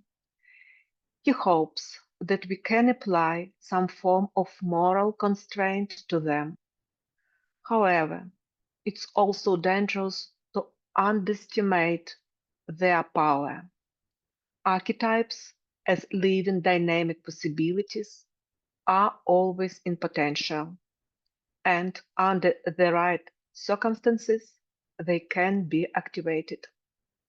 If we want to deepen our conscious understanding of how archetypal processes affect our collective capacity for war, then we have no alternative but to study their mode of action as well as their biological origin. And such study can provide a solid basis for hope. The Japanese have a magical technique for repairing broken ceramics, kintsugi. They glue the pieces with golden resin and the ceramics become even more beautiful. And this is how Ukrainian glues its broken pieces together. Ukrainian kintsugi, the art of repairing broken lives, hearts, and homes, the art of mending people and objects, mental and physically. I began and now end my presentation with the paintings of the talented Ukrainian artist Irenios Yurchuk. In the midst of destruction always comes the birth of the new. The divine child comes into this world in our darkest times to save us. It's important to carry hope and light in the midst of this dark night. Let's hope that the light will always conquer the darkness. It's my first speech in English, and I would like to thank people who have helped me learning and practice English. Volodymyr, Marina, Emil, Elika, Claire, you are my guide in this language. I am a lucky person. I meet wonderful people along the way. Now we are going to have question and answer part. I would like to ask you to speak more slowly and simply with me, and be more patient with my way to speak spontaneously, without preparing speech. Thank you for your attention and patience with my English. Thank you.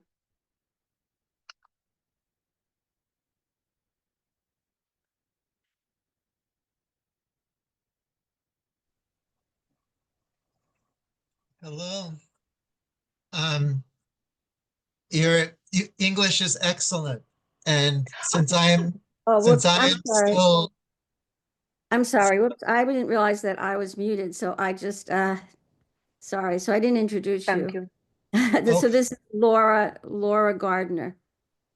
yes, my maiden name is Fedorovich, and my dad and mom are both Ukrainian, and your English is excellent, and as someone who's struggling still to learn Ukrainian, you far outshine any of my abilities, so thank you. I experienced my dad's death in November, and he died at the age of 101.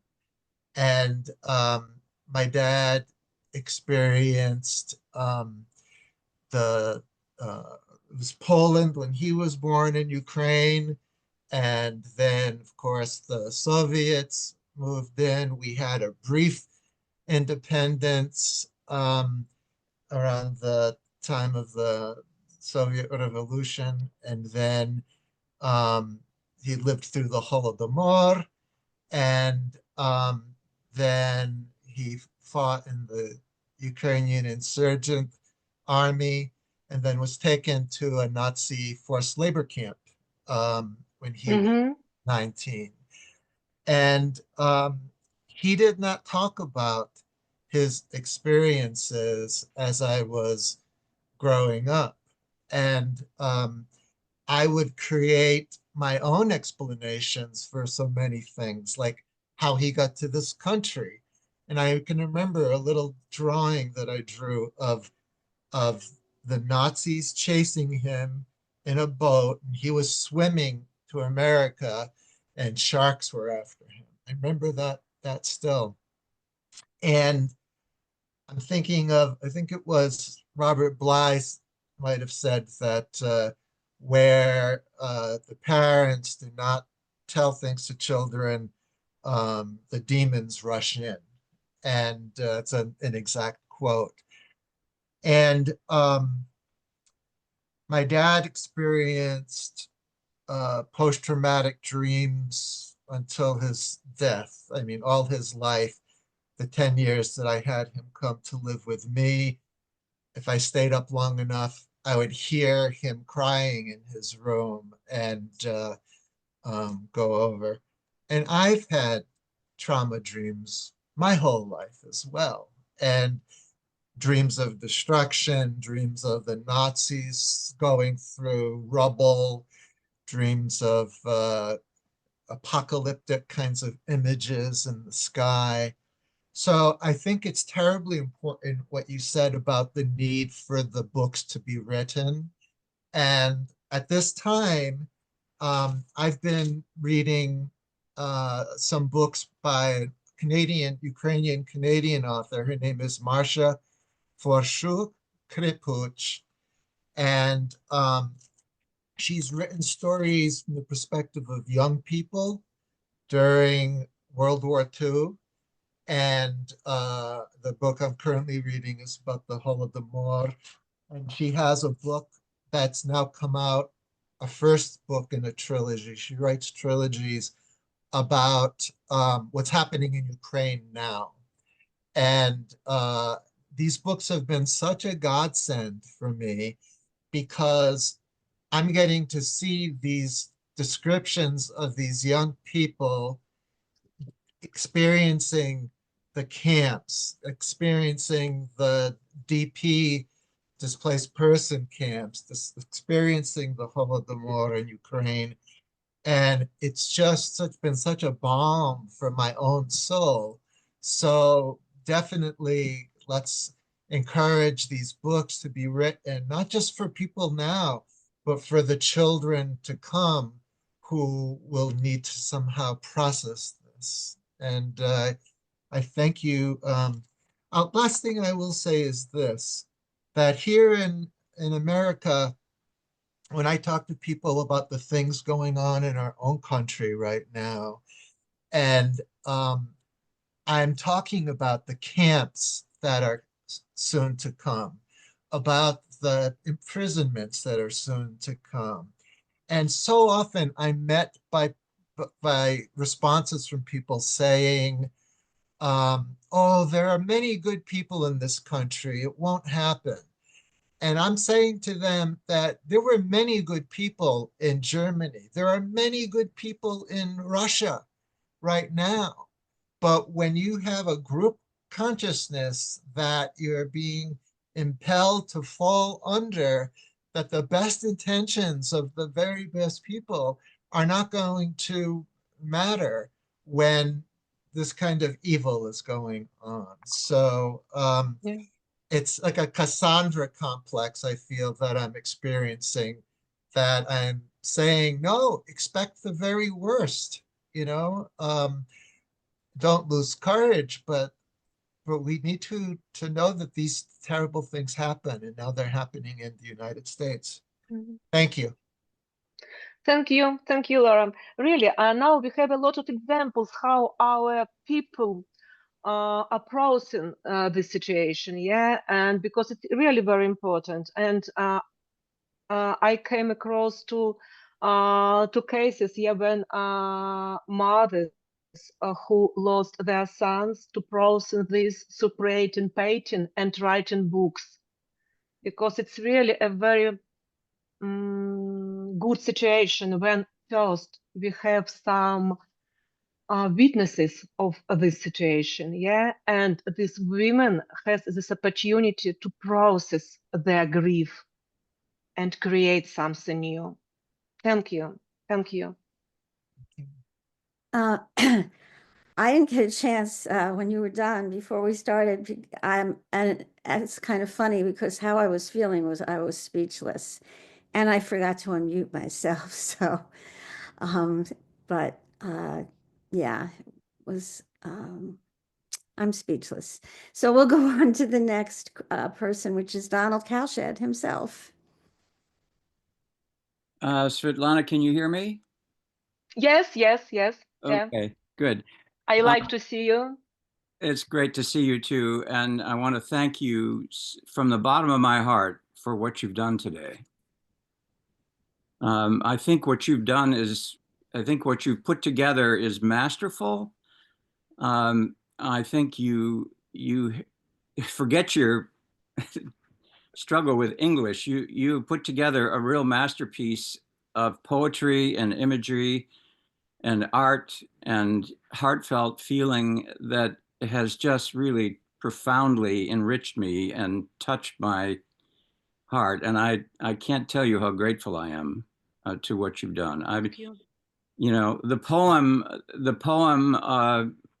I've forgotten the poet now, but where death has the face of my beloved, and the last image of the face of his beloved, I mean, of her beloved, was just astounding and so deeply moving. I guess what I want to say to you is you have taken your silent scream and given voice to it, a beautiful creative voice, and you put together some really shattered pieces for me with kintsugi, with gold. So that's all I have to say, is just profound gratitude for what you've done. Thank you, Don. Last image, it was about you, because every time I remember you need to keep hope. You need to bring light in this life. Thank you for this. Yeah, well, you brought light into our community here today. Thank you. Yeah. Thank you. Yes, ditto to everything Donald said. Cornelius Mateo, go ahead. Oh, hi, thank you. Can you hear me? Is that? Yes, yes. Okay, yes. good. Something early on in your presentation, I had a question about, I think you were quoting someone and I don't remember, so if I got it wrong, I'm sorry. But you talked about how it was really men who made war and that women really didn't make war. And something I've been struggling with is that we do see a lot of examples now of women.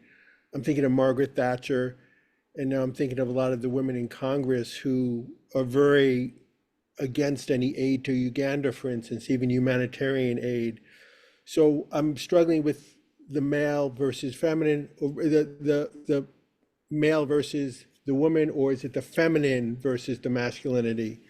I'm trying to understand that better. It was from Hillman. Yeah, this quote. It's his investigation of the war. And I think we can speak about majority. Yeah, because sometimes we have some female men and masculine women. But when we speak about majority, yeah, it's more about men, and I agree with him on this. Okay, thank you. Mhm. People are having trouble finding the raise hand function, but they're using the chat to tell me. Okay, Misha Klimov. Yeah, thank you. I don't know. I was looking at more, but no function. Yeah, well, first of all, I want to thank you very much, Svitlana, for this very timely presentation. Even when I saw that you're going to do it, it already gave me hope, and it's so timely and really important. And for me personally, it's so important because my sister is in Zaporizhzhia now, and she like the stories that you shared. She also took her daughter-in-law and her grandchildren to Germany and spent after they adapted, she came back because her husband is fighting, and her son went through trauma and had his childhood trauma started to manifest in a really like very dangerous way, and so many things that I like almost every I was like, oh, so you know, speaks to me Thank and you. very personal, yeah, touched me personally. Yeah, and especially now when the support for Ukraine, I remember the hype in the beginning, and now it's hardly in the news, and it's like very painful with the election of Trump, who is, well, that's all about this, your touch on consumerism, and he's now trying to exchange for it's everything is interconnected, and this, I think, lack of compassion and this consumerism is also this, it's the way of hiding from reality, and we see it manifest now. This president who wants this fantasy of his, and many people buy into that, and it's all about, and I almost think that they're not capable. Their soul is hidden very, very deeply. They're almost like not capable of experiencing like the feelings that make us, or features that make us human, like compassion, generosity. And I think all about has to be business project. Not only the country, it's the whole earth is a business project to them. So sorry, I didn't know where Thank you. to start because there was so much, to be Thank you. said. But about this war that's very unique in many ways. Well, first of all, it's like kind of like it's called brother, brothers. It's one people. There are cases when the son, like in I forgot what city, but the pilot was a Russian military who was a pilot who was bombing a city where his grandparents still live. Yeah, yeah, Th- yeah, yeah. So this and this one thing that it's like really it's like the brotherly. Well, I cannot call Russians brothers now, although my father is Russian, my mother is Moldovan, and I grew up in Ukraine in Zaporizhzhia region that's occupied under Russians now, and I know firsthand the crimes, like people telling me, like I talk with my sister every day, what she experiences when she's outside and telling me it's oh today is not there's no bomb and she's walking her dog and she meets the girl and they're talking all of a sudden her face changes, she's in horror, and I see that she always like tries to put up face that everything is fine, and then I see this horror that I never seen her displaying to me, and I understand that right now it can happen in front of my eyes, which is like my sister and the girl she's talking to, her neighbor little girl, can be Mm-hmm. bombed right there. So this is the reality of war. While these they're talking about minerals that under to rape, continue to rape in earth, and Mm-hmm. and it's like beyond. So thank you again for this presentation. My kind of Thank you. also there is a big this denial. That another big is that they deny that you talk with people, and it's not only the Russians who live in Russia. I have Russians who live here, and they cynically they almost like laugh, and it's like it's they deny that they said this is what's happened. I can give you names. So I started doing like I would call, okay, in my village in Zaporizhzhia region, former Kuybышevsky rayon, село Yeah. Shevchenkovskoye, my village Truzhenka, and I Mm-hmm. tell the like there was a rape case that so the occupiers they raped the girl, it was group rape. Denial, total. Like I in commissariat, they shot the people. Was on the train in Krakow when we delivered humanitarian aid. People were telling me all these stories, so I would tell stories. It would still, and it's just there is. I think it all goes big. The country, Soviet Union, violence, a lot of trauma that's never processed, always denied, always this twisted history, and it's well.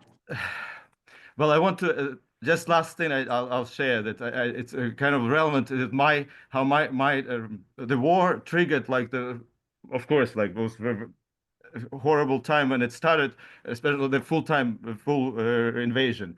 And my sister and I, we used to go to, we actually grew up in Zaporizhzhia region on the border with Donetsk region. Donetsk is closer, and the closest town was Volnovakha.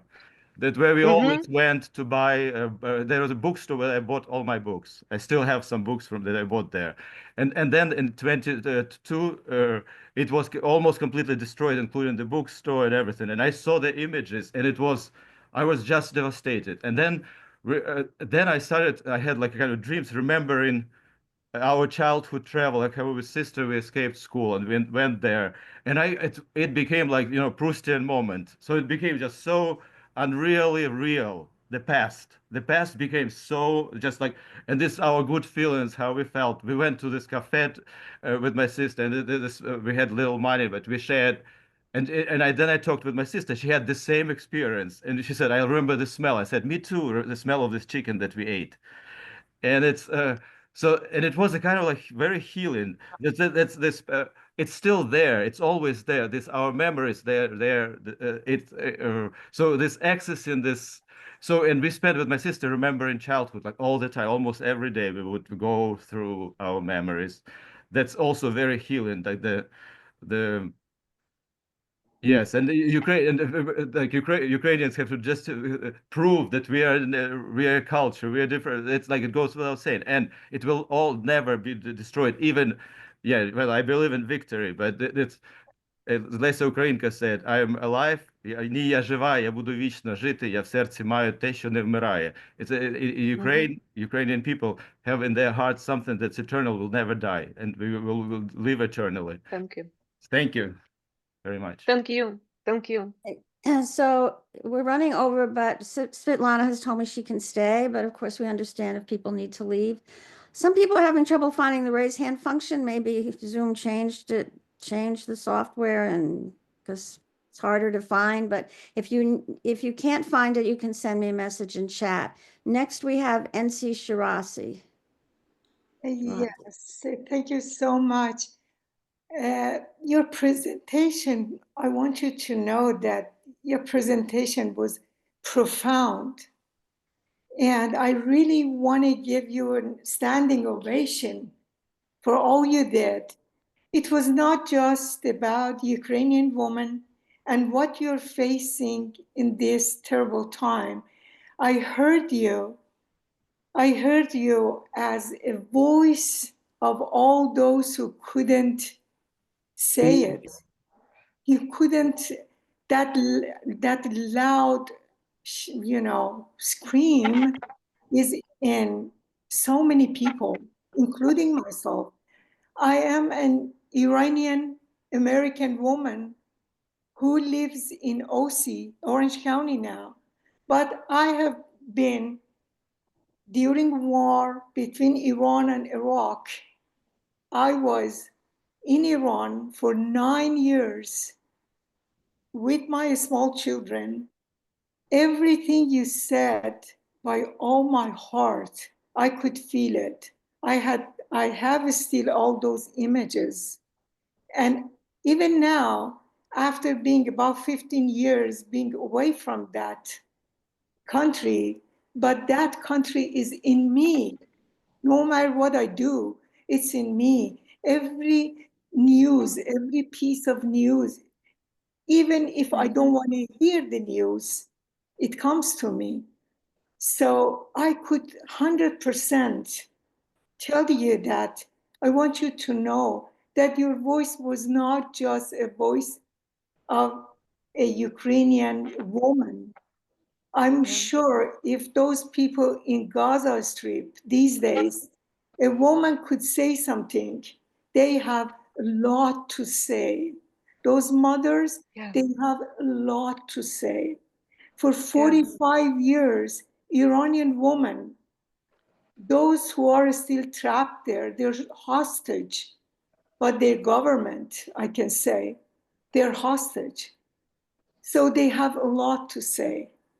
all those who are here, even in US or around the world, what you said, they can resonate with every piece of it. So all those pieces of poetry, I myself have pieces of poetry still, it comes to me and I write it down. I'm not as activist as you are. Probably your sense of responsibility is amazing. But I want to say, as you said, this is a crucial time. We can't just being an observer of whatever we see. We can't, because whether we want it or not, we are in the same boat. It's shaky.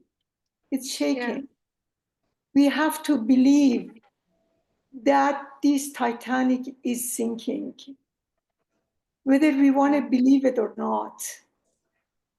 So thank you so much for being a voice of a lot of women, a lot of people being in the war zone sometime in their life.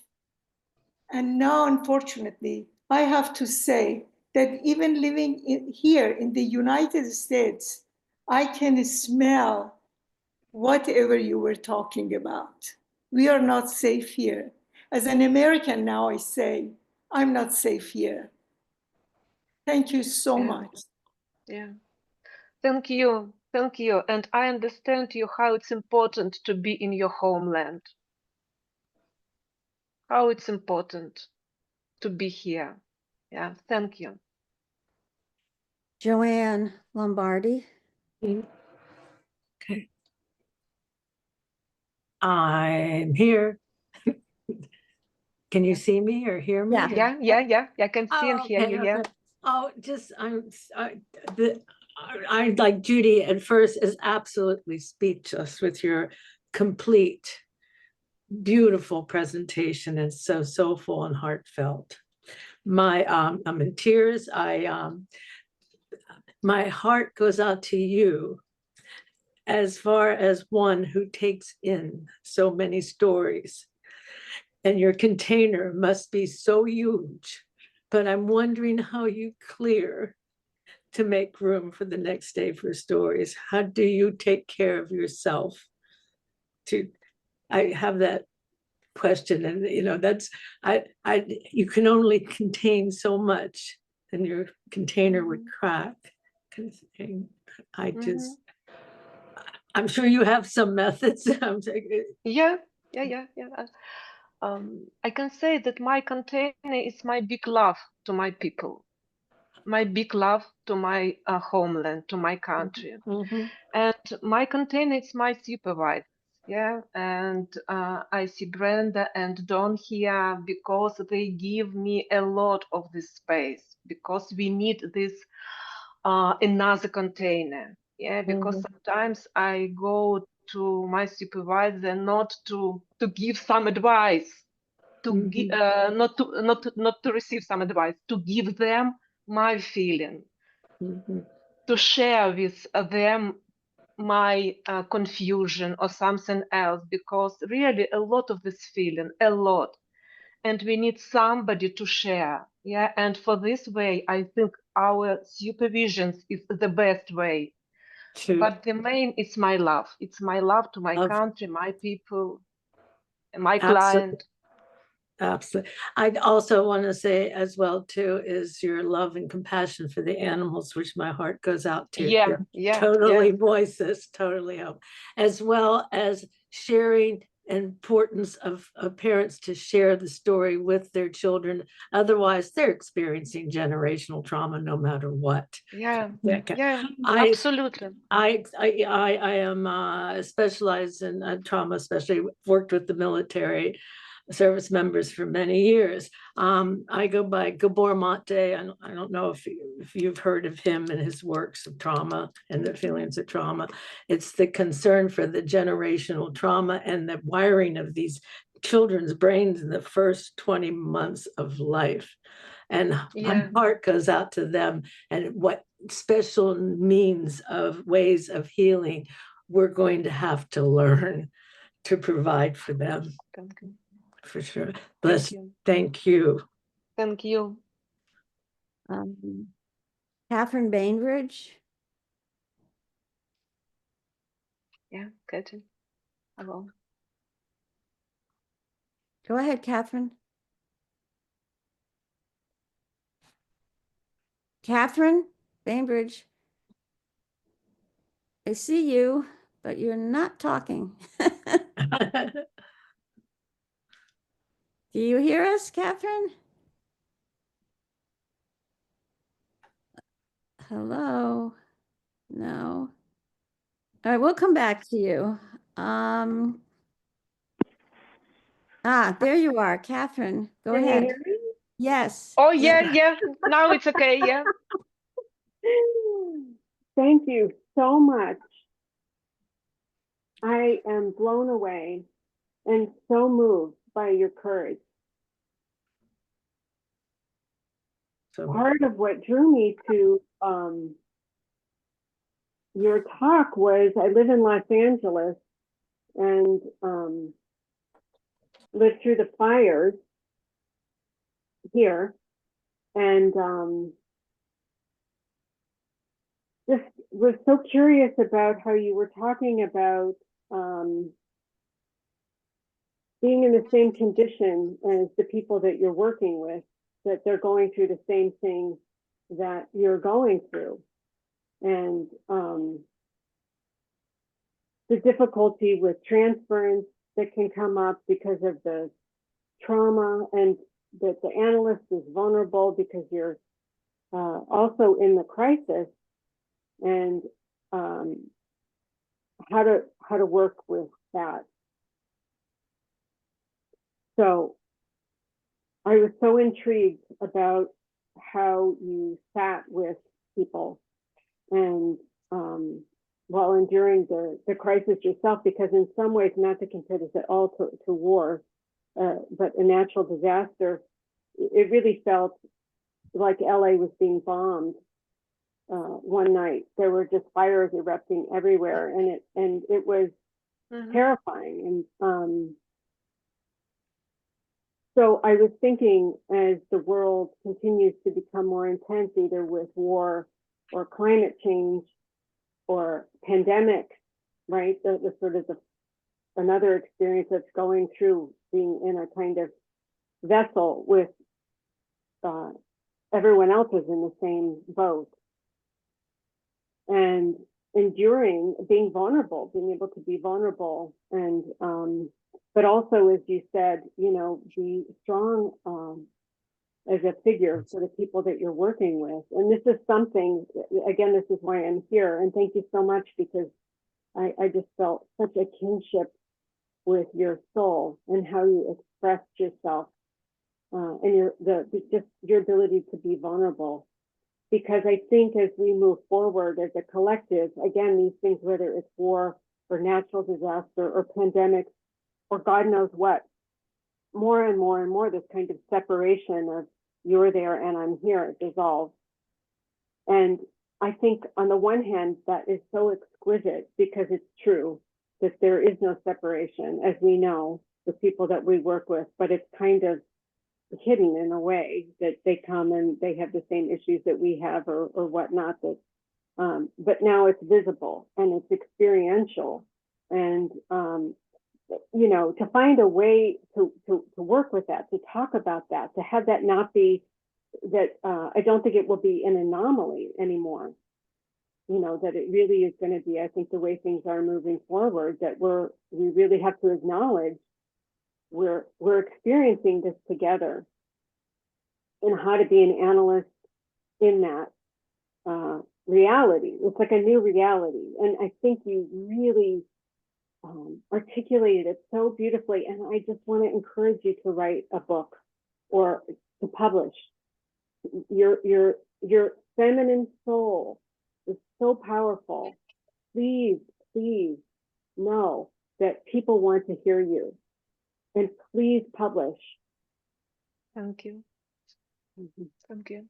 Thank you. Thanks a lot. Mhm. Roman Rogulski. Hello. Yes, I too want to join everybody else with my sincerest and most profound thank you because what you've related is so moving, it is so deep, and I can just have a sense of the trauma, okay, that you live and experience every single day. And this is simply incomprehensible how you're able to do this, and the pain and the suffering, the courage to expose yourself to that on a daily basis. And this is, you speak of scarred souls and the terrible, terrible psychic trauma that has been inflicted. Yes, and I'm aware of Donald Kelshid, okay, who's a huge support, and so many other people. I just wanted you to know that as well. Again, my name is Ragulski.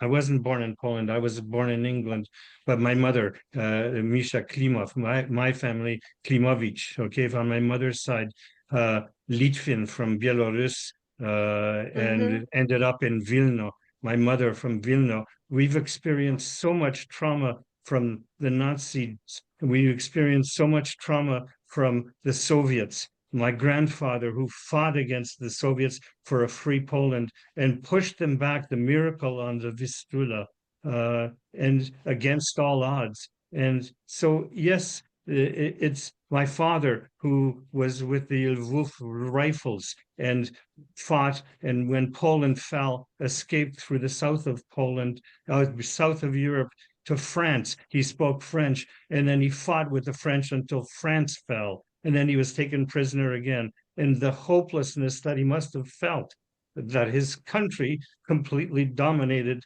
by these barbarians and butchers and feeling everything. So once again, for doing all of this, and I really, really, really do hope that, yes, whatever it is that you're doing, okay, for yourself, please, please, because what you're bearing witness to, what you're relating to us, this is a great service to humanity. Thank you so, so much. Thank you. Thank you so much. Thank you. Well, we have two left. Elika Ashuri.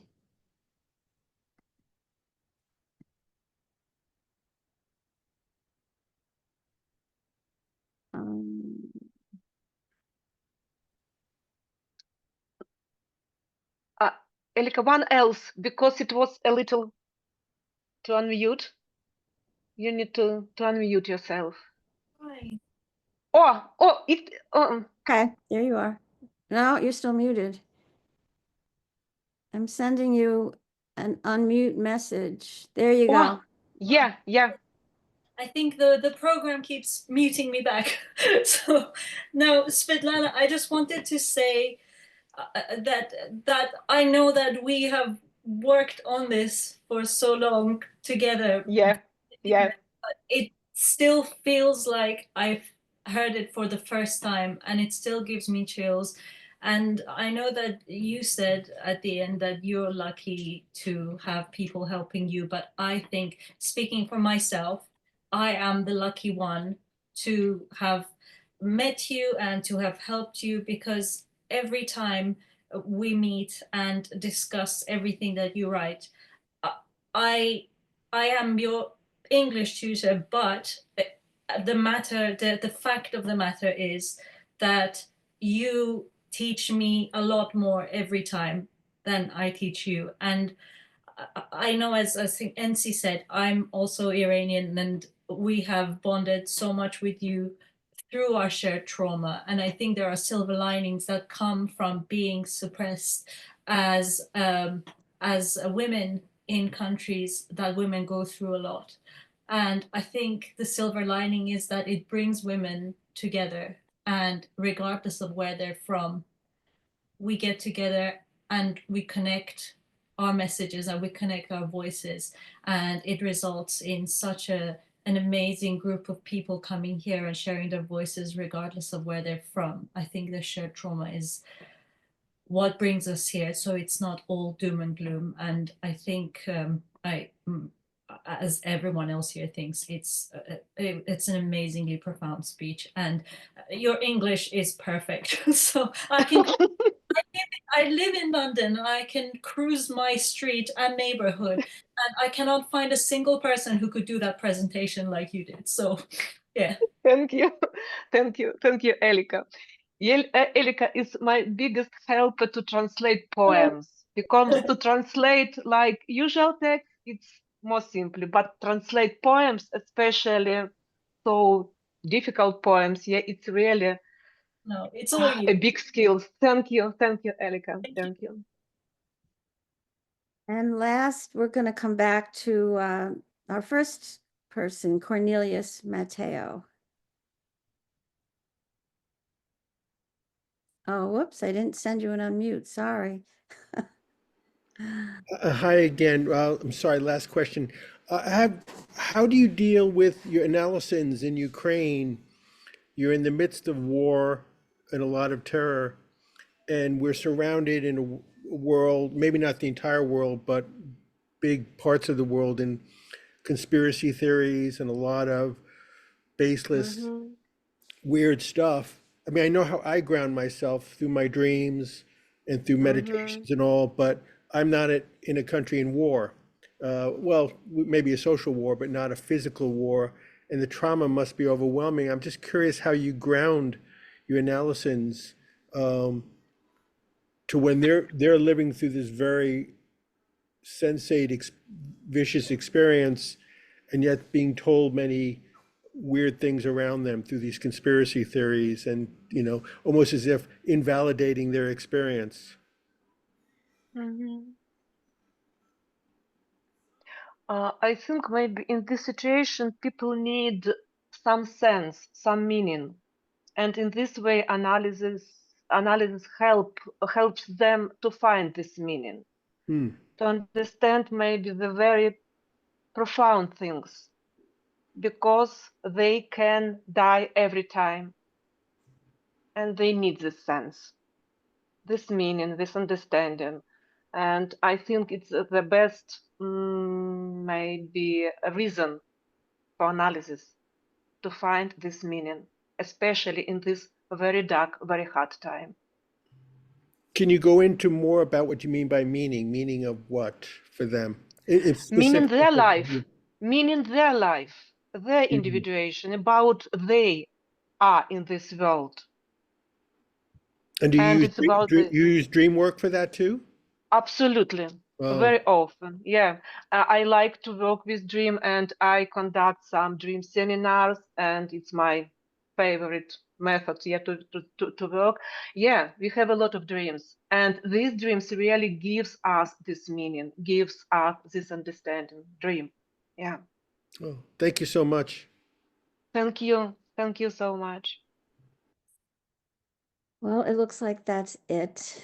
I'm still somewhat speechless, but I agree with what everybody said. And I'm so glad I persisted with you. I sent a message at one point that for some reason apparently never went through. And I'm just so glad that I eventually tried again, because this was really an extremely moving. And I'm afraid to even say much more, or I will start tearing up. So thank you so much.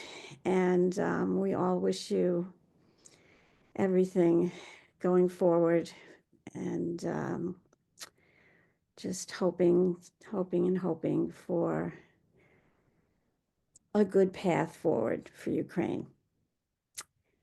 Thank you, Judy, for invitation. Thank you that you give me this opportunity to speak, because for me it's very important to speak about my country, about our situation, because people unfortunately don't have enough information. And I think it's a big differences between this news in some social media or something else and our personal stories, because really it's story from my heart. Thank you. Which was very, very, very evident.